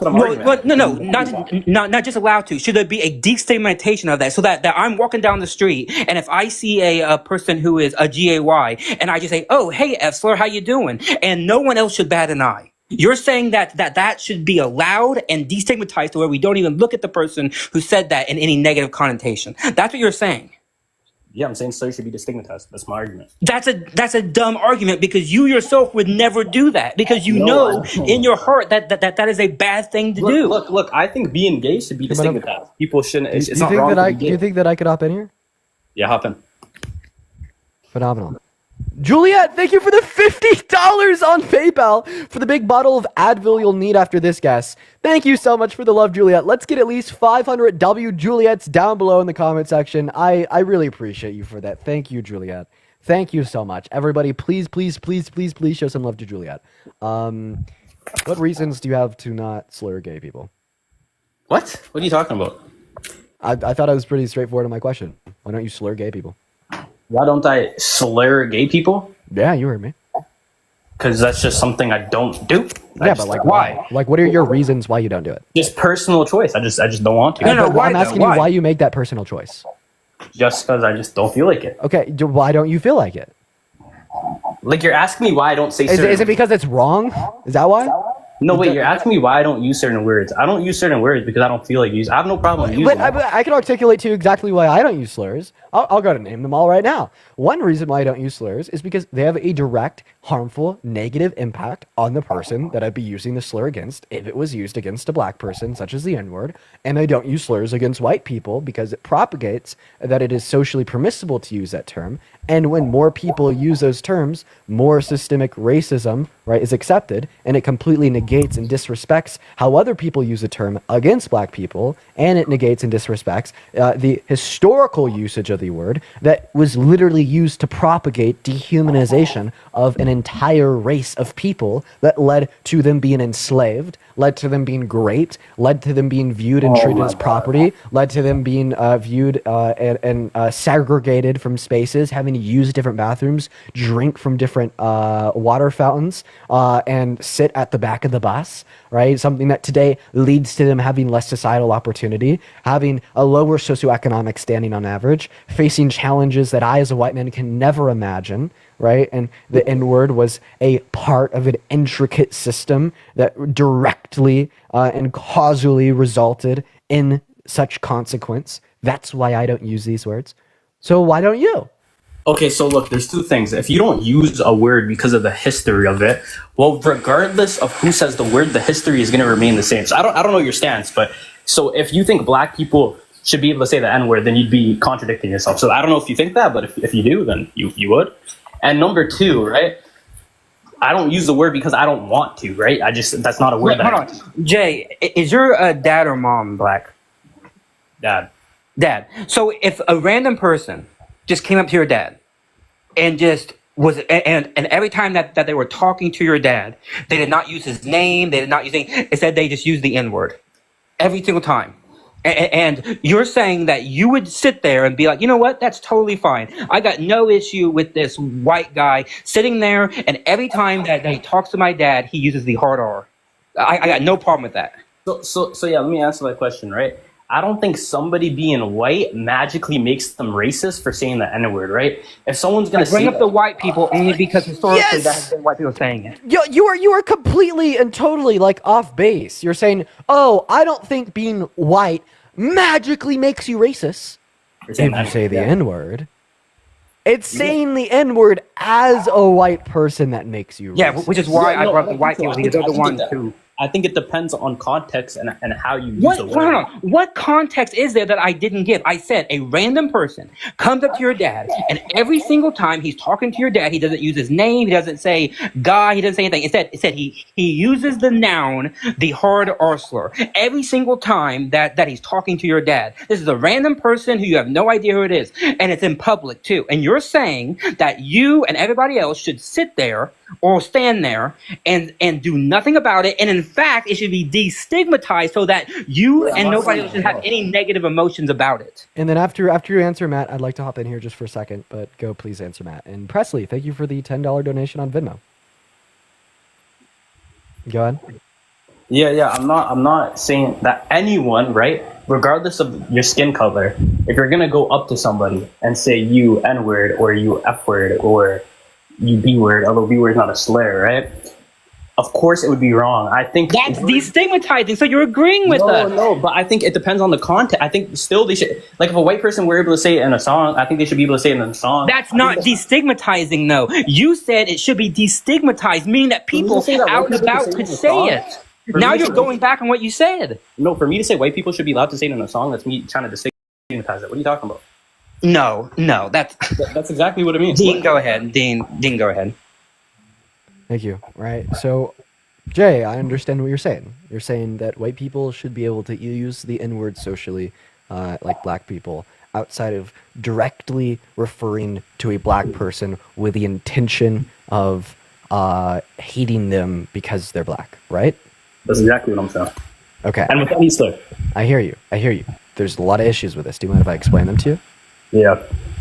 The only reason why black people can say the N-word without being racist is because they are the ones that not just historically have been victimized, dehumanized, turned into slaves and killed, raped, and slaughtered because of the use of the N-word alongside many other things, but still experience the negative impacts that include but are not limited to those I just listed today. Wait, like in theory, in theory, if white people felt the same systemic racism throughout all of history, and it was identical to what I just said, and the N-word was used against white people would be able to say the N-word. Okay? But like, obviously, as soon as you gain consciousness at like 7 years old, and you begin to learn history in class, in school, you're like, oh my God, right? No, white people were the ones using it, right? And it was black people that were being victimized by it. And it's like super duper simple.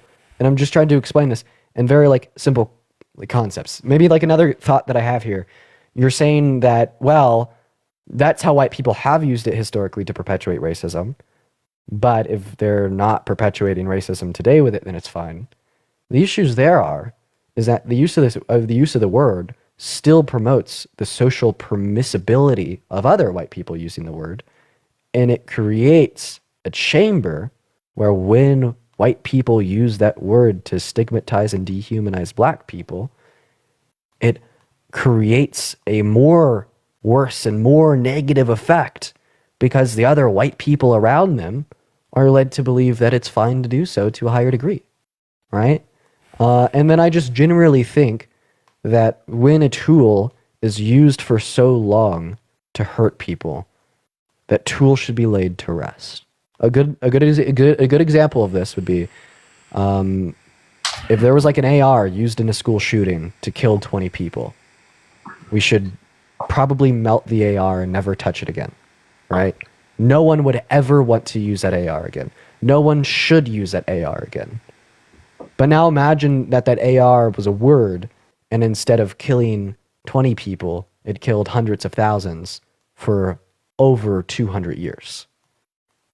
Now, that word should be burned just like the AR used for a school shooting. Wait, Dean, the argument that you're making is good, but the only problem with that is that if you think that white people shouldn't be able to say the N-word because of the history of the word, as I said before, regardless of who says the N-word, the history of the word will remain the same. And not all black people are descendants from slavery. So for you to say that black people should be able to say the N-word because this... Well, now let me ask you one more question. Yeah, go for it. So let's talk about the AR school shooting example. I think it's good. It really communicates this message well. What if there was a victim that was harmed by that AR?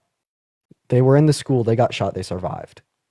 Would we say that victim would be doing absolutely anything wrong if they pick up that AR and it is still being used by school shooters to this day and they take it out of their hands and they try to do something good with it for a change?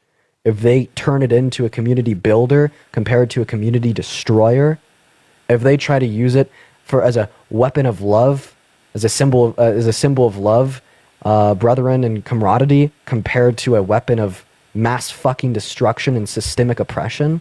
Yeah, so the AR example actually proves me right. If somebody, what's it called? With the AR thing, right? Anyone should be able to pick up this AR and use it for good and protect people and save people. I wouldn't say only the victim should be able to have access to that. Hey, Jay, you're completely wrong. Matt, what's going on, buddy? Listen, I'm in between sets, and I've been listening, and this is just so dumb, I had to come up.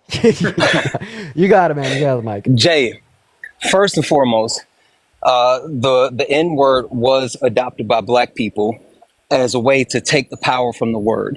But the word is still a tool of our oppressor, which we shall not use, i.e., black people shouldn't be saying the N-word either. It's something that I have done before, but I no longer do. Wait, 1 second. Hold on 1 second. Hold on 1 second, Jay.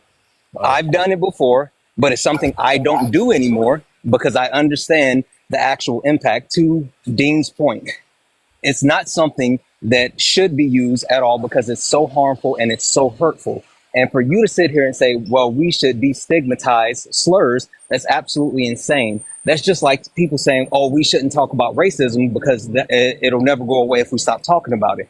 No, you need to understand the meaning of the word and what impact the word has, and also understand that with using that word, it causes harm.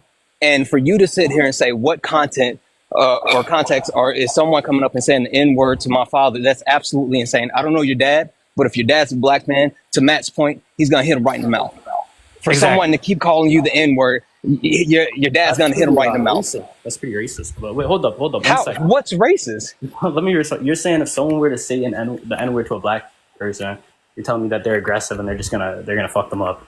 What I'm telling you, with the example that Matt just gave. No. Wait, you just threw a question at me. With the example that Matt gave, if someone came up to your dad and kept calling him by the N-word, not by his name, but just repeatedly N-word, yes, he's going to respond with aggression because it's not only dehumanizing, it's degrading, it's disrespectful, and it's saying that you are lesser than, so I can do whatever I want to you.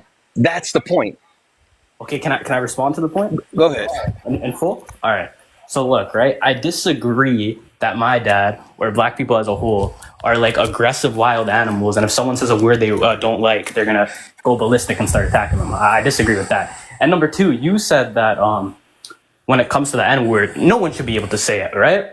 So I would agree with that, right? But the problem that we're having is that most people think that black people should be able to say the N-word and white people shouldn't. And the F slur, gay people should be allowed to say it, but non-gay people shouldn't, right? If we're going to say let's ban slurs entirely, then I respect that because that's a viewpoint that's logically consistent, and I could agree to that. But also, I just want to say, the one thing that you're missing is that the reason why GAY people, because I'm a member of that community, I'm not GAY, but I am bi, and I had people, and I've had men say the F slur to me, for example, and the reason why they think it's okay to say it is precisely because of the fact that they are trying to reclaim it so that the word loses its potency, because when the group is using it, it doesn't have the same connotation. When a straight person uses it towards me or towards another a GAY individual, what they are doing is they are always intending to use it for harm. There is not a context where someone can say the F slur to somebody and use it in a positive term. It is not possible. Right. Whereas a GAY person can say it, and they say it in terms of like comedy and things like that because they are trying to reclaim the word to take away its negative connotation because it doesn't have the same sting. And so that's what you're missing, is that no person outside of the group can say the word without it automatically having a negative connotation. To Matt's point, that's exactly what happened with the N-word. That's what black people did, and we moved past that. And we've moved past that. A lot of black people may still use it, but a lot of black people are trying to teach other black people, like, hey, we don't want to use this anymore. That's not who we are. It's being phased out of certain people's vocabulary. I would even argue that GAY people shouldn't say the F slur, right? I would say that they shouldn't say it because the word has been used for so long to dehumanize, to create hate, to in some cases lead to the death of these individuals. And I think the word should be just entirely like written off, right? But as a member who's not within that community, I'm not GAY, I do not get a say to be able to decide how they will take the word back. All I can tell you is that they are taking the word back because they want to try to lessen its negative power, because as I said, whenever a straight person says it, there is no connotation that the word can have that is not negative. It is impossible because by definition, the word is a slur. Wait, hold up. How do you like change the meaning of a word, right? Like you're saying when it comes to like gay people and black people, since gay people, since they're born gay, they're magically able to change this word, but straight people can't. And you're saying with black people, since their skin's black, they can magically change the meaning of that. Context is key here. As I said, context is key. That's what I'm saying. Context is key. No, yes, because a straight person can never say the word, because in the context, a straight person, when they say the F slur, for example, it will always have a negative connotation. Always. Okay, you give me an example. Hey, Jay, just to keep it really simple, think of it like this. You don't go here, right? So if you're not a part of that community, you saying it is going to be hurtful, no matter how you think. Changing your whole view. No, who's changing the view? I'm telling you, I am literally repeating what Matt is saying from a different. Listen to what I'm saying, Jay. That's fair. Matt is trying to explain to you why is it that people that are GAY might actually try to say that or reclaim power, just like I'm trying to explain to you how certain black people said the N-word to reclaim that power. But the point is, if you don't go here, then you don't go here. If you're not a part of that community, then you don't say it. It's always going to be harmful. Now, there are people that feel like they can say it because they're a part of that community. Those people still need to be educated and understand what's the difference between then and now, and how do you do better. That's the point. I just wanted to add on. I have someone in my Discord saying that, like, I said that black people can't say the N-word some point earlier. I just want to clarify. That was me. Yeah, I never said that, but I just thought I should further clarify, because I guess someone thinks that I said that. No, I never said that. They're now they're accusing me of lying and stuff. I don't know. Yeah, no. I don't remember you ever saying that. Yeah, let me clarify this. This is my personal stance, and I've had this conversation with multiple black people. I have said it before. I don't say it anymore. And I tell other people, you shouldn't say this because blah, blah, blah. I educate them. They learn.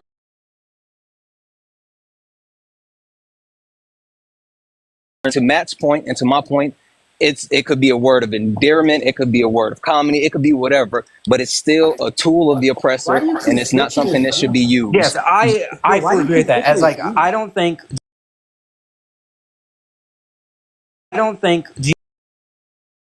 in the context of America, that to say the word is it's a negative word just by its very definition. And so I don't think that word also should be like reclaimed in any way. We should throw it in the ash heap of history. But it's not for me to say, because I'm not a GAY man, it's not for me to say that when a GAY man uses it, that they are not using it to that they are not using it to, because it makes them feel better about taking that negative perception from the word away, because you're taking it away from your oppressor, and it makes you feel like you're in control. And I understand that, like I understand it, right? It's just that I don't like the word, because the word has such a blood-soaked history that it shouldn't be allowed to be used. And I would use that, by the way, for GAY people, for black people, for people who are Jewish. Canceled, bro. Do what? They're gonna cancel you, like they just tried canceling you. No one's going to cancel me. I didn't say anything that's cancelable. No, because you just said right now that like nobody should be able to say the N-word, including black people. Listen, no, that's not what Jay, I said. Jay. Or you said that about gay people. Jay. Black people saying the N-word, I don't agree with it. I don't think they should say it, but I understand. Yeah, by the way, I don't get a say. No, I do not get a say into how black men and women get to say the word. Why? Because I am not black. I have not experienced what they've experienced. It's not, all I know is that me as a white person, I can never in any context say that word. There is not a context where I can say it, right? That's like even within literature or something. Like even when I read it in like Mark Twain, it like puts something in me in my head that like it's bad, right? Just but that's wait, identity no, politics. Jay, wait, hold on. But listen, to double down on Matt's point, I am not a member of the GAY community. I should not be able to say the F slur. It's wrong for me to say the F slur because I am not a part of that community. Okay, one sec. I gotta respond to all these silly points. Wait, Rockin', just because you're not black, it doesn't mean your opinion on the N-word is less valuable. That's identity politics. I think it does.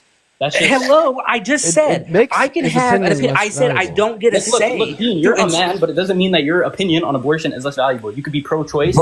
Listen to what I'm saying. I said I can have an opinion. I have an opinion on it. But what I'm saying is my opinion should not impact how black men and women get to use the word, because I have not lived their experience. I do not know what it's like to reclaim the word. Santana has that right. He is a black man who has lived and breathed it every single day, and therefore his opinion holds more weight. That's the point. Rockin', listen, the point is this. Look, who cares about our personal identities? Who cares what you've experienced? Who cares of what I experienced, right? This makes no sense to me. We are all who we are by our identity. One sec. We push our personal identities aside and we present each other with facts. Just because you're not going to experience someone saying the N-word to you in like a derogatory way, it doesn't mean your opinion on it is less valuable, though. If you have a strong argument, then you have a strong argument. What I'm saying is I have an opinion, but on certain facts, opinions of different people matter. Not all opinions are created equal. Santana's opinion on this subject matter is greater than mine. Can I ask a question? Dean, it's your live. Yeah, talk. So I want to see how far you're willing to take this logic. Let's put this in the context of the criminal justice system and criminal charges. So my question to you would you hold the same energy if we were to consider the fact that if I walk up to someone and punch them in their face, they get to decide if they want to press charges or not? I don't get to decide if they want to press charges or not. So if you're saying that both the perpetuator and the victim of like such an atrocity, such as the historical use of the N-word, the use of the N-word today, can both decide if that word should be used continuing forward. Wait, Dean, would you say that the perpetuator and the victim of a crime such as assault should be able to determine if they want to press charges or not? Wait, if somebody gets assaulted, I think that, like, I don't get the comparison, but if someone gets assaulted, I'll just answer the question. Bro, if someone gets assaulted, okay, I'm just gonna kick you. Like, you can't. If you don't understand that shit, I'm just gonna kick you. That was insane. Like I don't know how many times we can say that everything that we did. Okay, I'm gonna go. Thanks for having me on. I appreciate you. I just want to say I genuinely had no interest in coming up because both of you guys had it. but I heard like you just slamming your head against the wall, and I was like, well, maybe I can. No, that was Santana. I want you to come up as much as you want, especially as it relates to these race-related issues. Yeah, I every appreciate you. every single time you're up here, I learn more, and that's important. That's really important for me because there's a lot of opportunities. Sam, thank you. Oh, that was for no, thanks for the galaxy. Yeah. There's a lot of times on my lives where like race-related conversations will be brought up, and like there's no member of like like a POC, right, that is educated on these issues, that is in my personal circle, that is available and willing to come up on my live and have that conversation. So a lot of the times, like I am forced to have these conversations because if I don't, well then like racism gets disseminated. Yeah, And that's reality. Sam, thank you for the galaxy. So like seriously, every chance I have to learn more, which definitely revolves a lot around having individuals such as yourself, Santana, that are people of color that have these personal experiences and will know more than I ever will. Yeah, There's because like always people an like Dean and I opportunity to can learn. only listen and read so much, but like we can't possibly give the real world experience that like you would have to be able to effectively argue these points, because arguing about theory is all fun and good, but like when he was talking about destigmatizing, that impacts people in their real lives. That's why we have to talk about it in like real world terms without theory and stuff, because the fact that it impacts so many people, and people like people like you are great examples of to use the arguments about why it's such a negative impact. Because I can talk about my own lived experience, but it's nowhere going to like compare to like yours on those particular words, which is why it's so valuable, because we can only reach like a limit at some point. Yeah, no, listen, I appreciate you guys, Dean. You know how I feel about you, Matt. I think you're awesome. So like, I just appreciate you engaging in these conversations instead of blowing past them, but also two, making sure that there's a space for someone to be available when it happens. Because I think, listen, he said something I agree with. Just because you are not a part of a certain group doesn't mean that you can't speak on a topic. But when there's someone that's presenting information to you from that specific group, you should actually be more receptive of that versus sticking to your opinion, right? That's just my whole point. That's a good way to point it. Yep. Which was what I was trying to say. It's like, yes, I can have an opinion on it, and I do have an opinion on it, right? But your opinion on this is because you both have a real world experience of it. Your opinion matters a little bit more because you can talk about the real world impacts of it. The same thing with like things like abortion. It's like, yeah, I have an opinion about abortion and I argue it all the time, but women have a stronger opinion on it, and I want to hear what women have to say because they're the ones who are impacted by it. And like, that's why I want to listen to what they have to say. One last thought here too. Like I don't know, this is just like cool to explore. Like a lot of people on the right will claim that this is identity politics. Mm-hmm. Like white man be quiet, black man speak loud, because white man is white and black man is black on race related issues. But like overall, when we want to like share, disseminate, and hold ideas and beliefs to be true, right, we're always really concerned with critical thought, making sure that we have a lot of reason to believe in what we do, having a lot of knowledge on like the related field, insofar as making sure that our claims are really justified and well supported.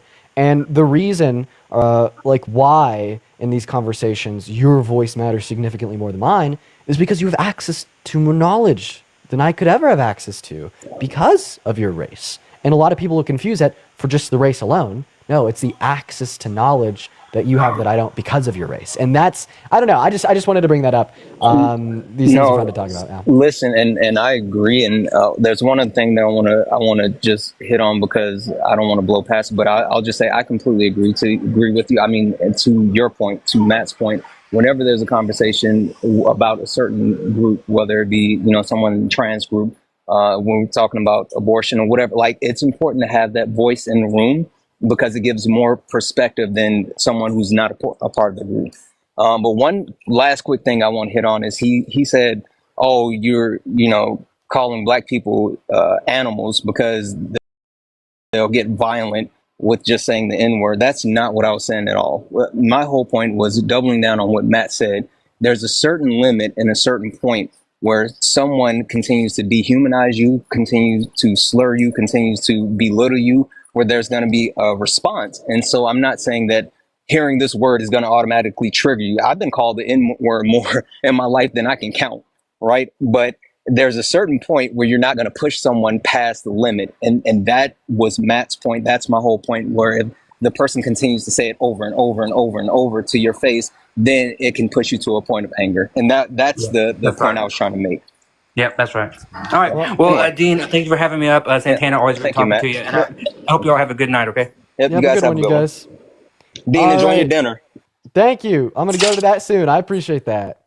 Have a good one. Yeah, guys. So here in, let's see. So my dinner's at 5:30. I should probably get off here in about 20 minutes, I'd say. So I have about another 20 minutes on live. I've about another 20 minutes on live before I got to get off. I'm going to go to dinner with my grandparents. I need to tell y'all something really cool. I need to tell y'all something really, really, really cool. And yeah, we're just going to do a Q&A. Guess where I got invited? Guess where I got invited, motherfuckers? The White House. I posted about it on my Instagram story. I ended up taking it down. It got 20,000 views, so a lot of people know. But ladies and gentlemen, I got invited to the White House. In fact, it was worded as an invitation from the president.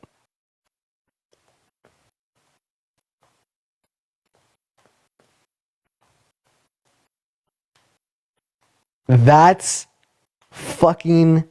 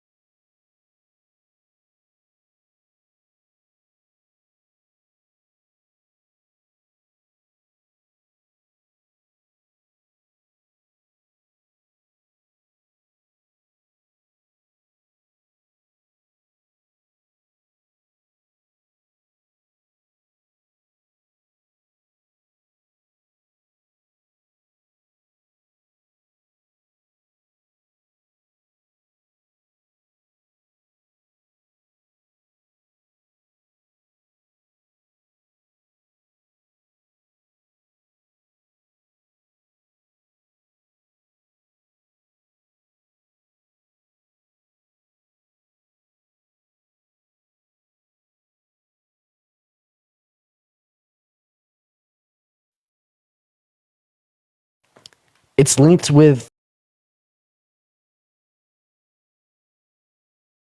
like a number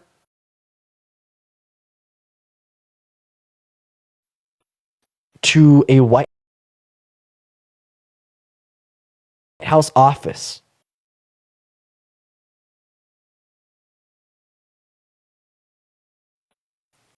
Call the number. It's official. Look the number up. It is listed on whitehouse.gov.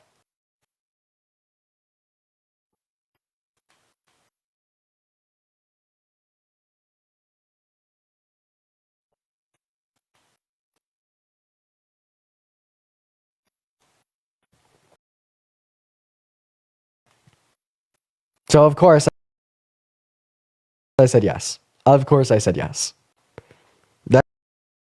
That's probably the first and the last time that I'm going to talk about it on live here until I know more. A lifetime Democrat.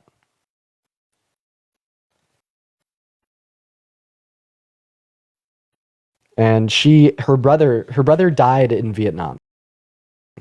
I mean, officially listed as missing in action. If you go down to the wall in Washington D.C. to the Vietnam Memorial, you could find my grandma's brother's name. He was one of the 519 MIA, and that has always kind of given my grandparents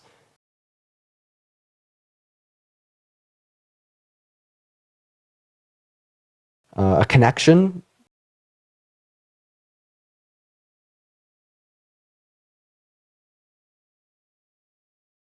to Washington, D.C. every year.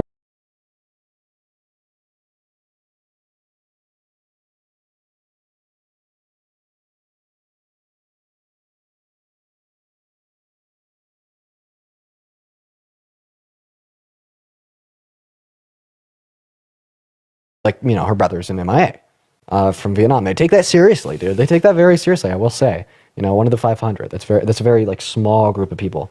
And she just loves Biden.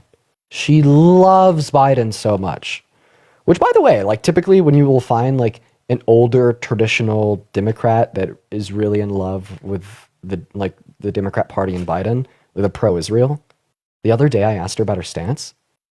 She knows nothing about that. I don't talk to her about like super in depth about these issues. You know what she tells me? Now this is like totally against like the Democrat Party stance. I have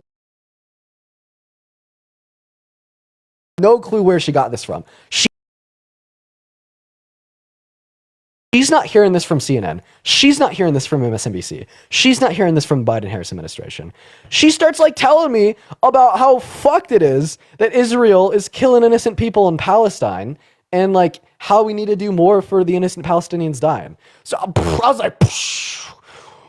like, holy shit, you know what I mean? It was like so cool. It was really cool. Like, I don't know, W grandma, right? W fucking grandma. I was like so impressed. I was so impressed by her. I was, you know, she's an icon. She's a total icon. And she's so proud of me and everything that I do online. And, you know, I'll say, like, in the last, like, 4 months, I've gotten a lot bigger as a creator. You know, I went from, like, 300,000 followers on one platform towards, like, over 3 million on multiple. And, like, one of her friends watches me. A nice 78-year-old woman that she's friends with. And my grandma just randomly brought up her grandson, Dean, in conversation with her friend. And she's like, oh my God, Dean Withers made the connection because the last name. And they knew me. And my grandma hasn't shut up about it since. She's so sweet. You know what I mean? She's so kind. She's so proud. So yeah. Anyways, that's my grandma. She is just a gem. In fact, she has always really wanted to watch these streams. And I've always had her not, and I always feel so bad for it because she's always just asking me for like just for how to do TikTok and how to find my stream, and it makes me want to cry, but I just always refuse. I don't want her to watch it. I don't want to let her watch the streams because like the relationship that I have with my grandma, it's all love, if that makes any sense. Very positive, always loving, always happy, always joyous. It's one of those relationships. And I never want her to see me getting down in the muck. So, or like, I won't even want her to see like people like, you know, like internet's a scary, scary place. People will come up here and talk their shit, you know, I could take it, but I don't know if my grandma can. So I've never signed her up. This is such like an out of body experience talking about my grandma on live. It's always just been like such like a close and personal thing. Anyways, Kimberly, thank you so much for the $10 on Venmo. I lost my Nana 5 years ago. She was an old school Democrat. Please take yours to the White House. Much love to you. I appreciate you for the love, Kimberly. And Coolest Mimi, thank you so much for the $20 on Venmo. Saying this is the coolest Mimi. I enjoyed your Discord. Enjoy your dinner with the grandparents. Yo, Coolest Mimi. I know you're out there watching somewhere. Okay, we need to talk about this person that just donated to me. So their name is Coolest Mimi. They're just another random grandma, not mine, just someone random that is always watching the streams. And I always see them in the comment section saying, how do I gift? And I always feel so bad. And I think they said something the other day about how their granddaughter helps them like donate on Venmo. So just like Coolest Mimi, we're just appreciating really kind old ladies. So Coolest Mimi, I love you. We all love you. I know you're watching right now. We just all love you. You are so cute. And I see you here every stream. So thank you so much for the $20 donation. Oh, dude, I swear to God. See what I mean? The positivity. Look at this, chat. God, we rarely have like this sweet positive moments. Bask in it. Because it could be gone in 5 seconds. All I need to do is click on someone like Big Country. Like, who the fuck is Big Country? Hey, do you think that men are better at leading than women? Hey, Dean. What's going on, brother? Hey, big country. No. It's not nothing egotistical. It's literally just I couldn't come up with a name for the thing. I'm trying to do like a music channel to promote other people's music. Oh, nice. Do you think that men are better at leading than women? So actually, I don't know if you recognize my voice. Yesterday, I was the first in queue on your stream, and I approached you basically telling you, I was one of the guys that despised you, hated your guts until you changed my opinion. I don't know if you recall that yesterday. Yes, I do. Yeah, my name was Jackson. Mm-hmm. Yeah. So you told me stick around so that way you could change my opinion. Yeah, because when you came up, you told me that you didn't hate me anymore and you had some respect for me, but you still thought that men were better at leading than women. Yeah. So I gained a lot of respect for you. I just want to clarify that. Yesterday you said the same thing. You said some, and I told you no, it's a lot. But I do honestly think that hearing all of your arguments when you went against people in regards to all of their points regarding genetics, regarding history, regarding all these types of things, hormones, whatsoever, everything that I've heard you say, I'm like, you know what? There's literally nothing I could possibly say. Sorry. Continue. There is not a single thing that I could argue with you about, because I was on the side of like, well, I mean, when I'm with my lady, I tend to feel like I'm more of the leader when it comes to like protection, but that is protection. That's not necessarily leading. So then I'm like listening to you talk about all these other points, and I'm like, maybe there's something else that I'm missing. And when people bring up genetics, I'm like, okay, yeah, that's a good point. Then you countered it. I'm like, fuck.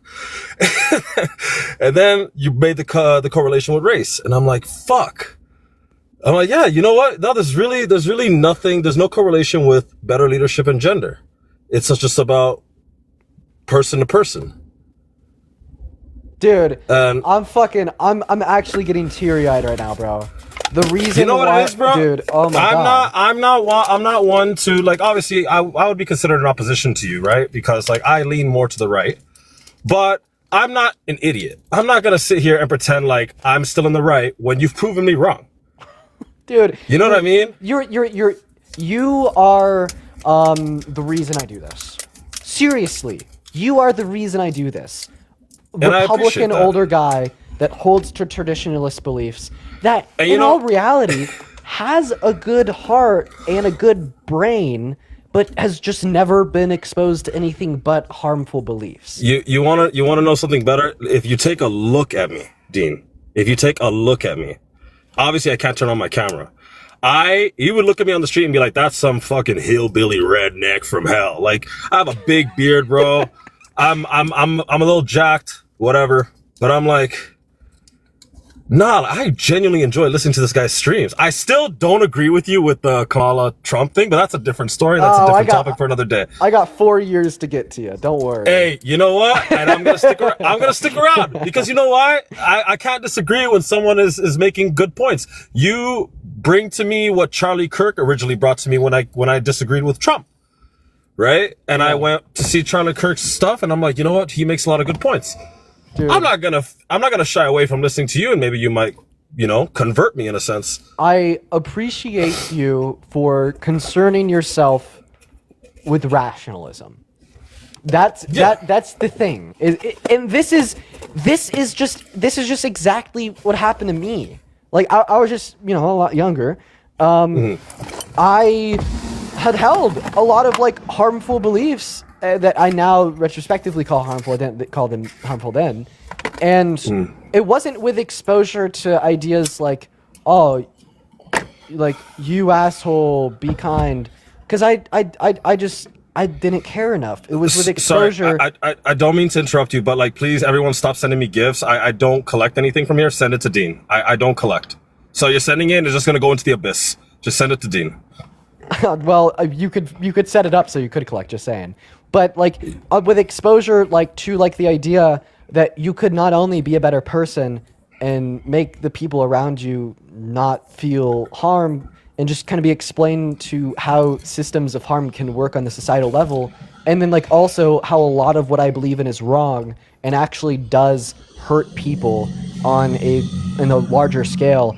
It's like that is what made me shift every single thing I believe in. So I mean, to see that me coming on TikTok and like being exposed to such a large platform because people like what I have to say, and then some mid-age redneck hillbilly from Lord knows where with big muscles, with biceps and a beard, has been able to see me on their For You page as the little liberal that you would get fucking flustered and mad at, then scroll, and over the progression of some time be more willing to hear me out. And honestly, that is exactly how it went. I saw you coming on live. I was scrolling, and then I seen you, and I'm like, listening to you talk. And mostly, I guess I joined at the wrong time. It's usually when you're cussing someone out, and I'm like, oh my god, this guy's such a fucking tool.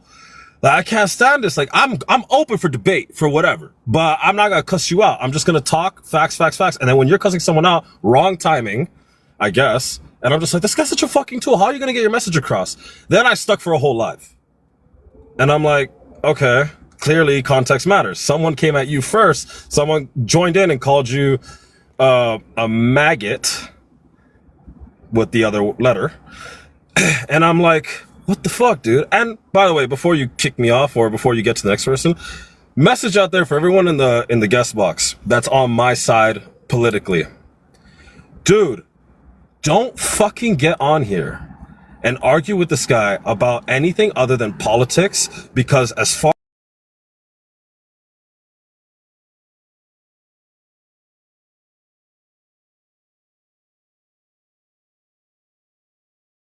you're not gonna fucking win. You're spewing bullshit, you're not gonna fucking win. You're not. Because I'm listening to this guy, and he's just speaking things that in the end, I'm like, your whole point is, with this topic in particular, gender doesn't matter. Women, man, everyone could be a good leader. Right? That's it. End of discussion. So for some tool to come up here and just be like, oh yeah, well fucking testosterone and this and that. Like, yeah. I'm loaded with testosterone, brother. I hit the gym every day. I'm fucking hairy. So yeah, I'm loaded with testosterone. But I know that my lady, when I go home, she leads me in other areas that I cannot lead. And I lead her in areas that she cannot lead. And I'm not talking about cooking and protecting. I'm talking about even emotionally. My lady is actually part of the community. She is LGBTQ. Right? And she's the reason I became more open-minded. Before I was closed-minded. If it wasn't for her, I wouldn't even care. I'd hop on your live, get on this guest box, and start insulting you. But her opening my mind and being like, well, listen, babe, like, I'm bi, and this is my community. These are my friends. This is where I go. She likes to hang out on this street in my city that is just pure LGBTQ. And I'm like, that's a little off for me. I'm not okay with that. Like, I wouldn't go there myself. She's like, babe, stop, be more open-minded. I'm like, okay. So I go and I hang out with them. Bro, they're so fucking cool. They're so fucking chill. And I'm like, what the fuck, dude? I'm like, you know what? I've been so close-minded. Now open your mind. And anyone in the comments insulting me, fuck you, bro. Like, honestly, like, no, be more open-minded. Stop being. Yeah, I know, but there's guys in here that lean to the right. Like, bro, I lean to the right politically. Don't get me wrong. But stop being a fucking tool. Open your mind. Don't keep it so close. Who knows? Yeah, fucking couple years down, I might be a Democrat. Don't be a fucking tool. Listen to fucking Dean. Hear him out. Dude, listen. Thank you so much for coming up and sharing this all with me. I don't think I've ever seen a better real world example of a genuine guy changing his mind on some things via a partial assist from some of the things that I'll talk about here on the internet. I think that most of the props go to your wife, of course, but regardless of that, I appreciate not you wife for yet. Not wife yet. I'm getting there. Not wife yet. Almost, I'm getting there. Almost wife. But for sure will be. For sure will be. Yes. Yeah, dude. Thank you so much. I seriously hope you have a good rest of your day. You're a real fucking dude. I gave her a call yesterday after my encounter with you when I joined in. I gave her a call and I'm just like, babe, like I joined Dean's live because she heard me rant about you before. And I'm like, I went on Dean's live and I talked to him and I'm like, you know what? Like, I'm listening to him and he actually makes some good points. I'm going to stick around and listen. She's like, good, babe. Like, listen to him, whatever. She doesn't personally listen to you because she's not really on TikTok like that. Sure. But she knows that I disliked you. Yeah, but she like knows that I disliked you to like an nth degree, bro. Like you, Parker, Harry, like, I was like, bro, fuck, man, these guys make me so mad. And I'm like, you know what? Let me listen to them. And I'm like, you're not actually a bad person. You're a guy who's making your points. and people instigate you. And So- it's the same thing as me. You and me are not so different. No, I agree. I don't think you and me are that different at all. For like so many reasons that I could talk about for so long. I think you and me are very, very, very similar. But man, I hit you with a follow. I mean this in all seriousness. Best of luck to you and your future. And I mean, it sounds like you disagree with me on politics and you voted for Trump, and I'm still sitting here saying that you and me are not that different. And undoubtedly, listen, all I'm saying, keep an open mind on the politics too. You know what? The next time, I don't even need to say anything. I just know that you're gonna. The next time you debate about politics and you're speaking on Trump, I'll hop in the live and I'll hear you out and listen to your points, give my counter arguments, and who knows, you might change my mind in one single live. But I would like to tell you, one day it would be a pleasure to meet you, shake your hand, look you in the eye, and tell you you're a good man. Dude, here. I can't talk about it on live. I'm gonna DM you about it. There's an opportunity coming up where, depending on where you're at, that may be possible. Okay, brother, no problem. I appreciate you. Have a phenomenal rest of your day, bro. You too, brother. Peace out, man. Peace out. Later. Man, holy shit! Oh wow. I'm sorry. I had to like hold back there a handful of times. That was this is like the most wholesome live I've ever hosted. Dude, okay. That motherfucker is the reason I do this. That guy right there is the reason that I do this. So many people will always say, Dean, why do you do this every single day? Is it the money? Is it the fame? It's fucking big country. Deadass. Like, I like. Now, I saw a pretty fucking insane PayPal come in while he was talking. I just had to let him finish. Just give me a moment. I gotta sign in, and I just gotta sign in and check this out, make sure that it's real. I'm just like, wow, dude. Man, I've never felt more satisfied with what I do than right now. Holy fucking shit. Oh my god. Okay. They specifically asked them to not say their name, but this is fucking crazy. Anonymous. Thank you so much for the $500 donation on PayPal. Okay. Oh my god. Thank you so much for the love. I don't even dude. Oh my god. You know who you are. I know who you are. Thank you so much for the love. That is just insane. I'm like, oh my god. Oh, Jesus Christ. Thank you so much for the love. W's and anonymous until we end the stream, which I gotta do soon. Thank you, and I seriously mean that. That is absurd. That is fucking insane. Thank you. Times a billion, plus everybody spamming W anonymous in the chat. and I see your message attached there too.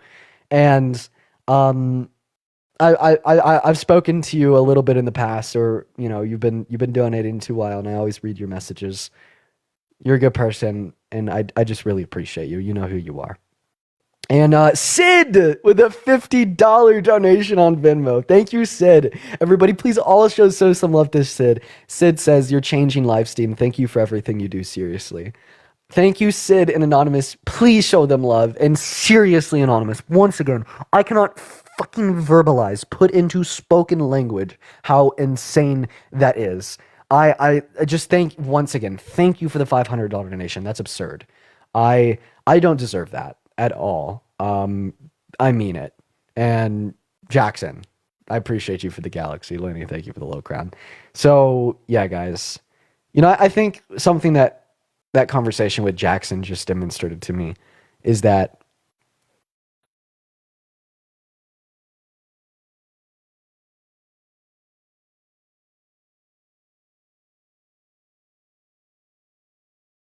for a lot of the time, I kind of just forget that and trust the process, if that makes any sense. You know, it's like I know that I'm having these conversations, I'm having so many of them, and I'm doing them in front of so many people that statistics will tell you someone somewhere out there, changed the way they think.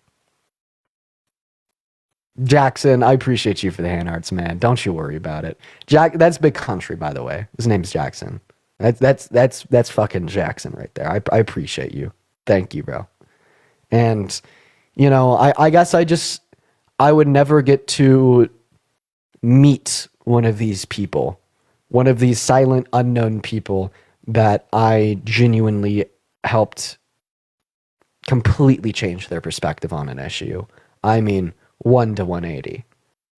And I think like that's the first time I have in a very long time. And I just never knew what it'd feel like.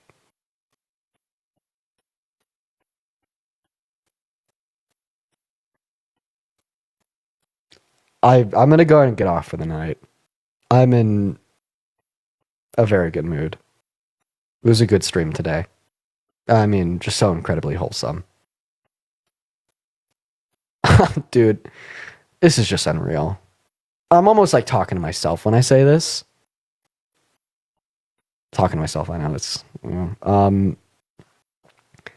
I just can't believe that I am in such a position to make the world around me better.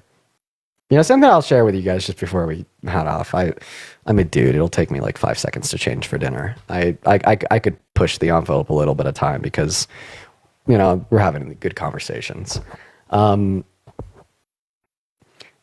I've always said, not on live, not with my platform, just to people interpersonally in my own life, is somehow, some way, some point in my life, I want to be able to make a big change for the better of humanity. And like that, I mean, dude, shit. I've been saying that for years. I remember this one distinct memory that I have of sitting in my first car with my girlfriend. By the way, it's still my girlfriend. Maddie, thank you for the galaxy. Jesus, it's been like 4 years. On and off, long story. Love her to death. And I remember sitting in my car with her and like telling her about what I wanted to do with my future. I was like literally 16 at the time.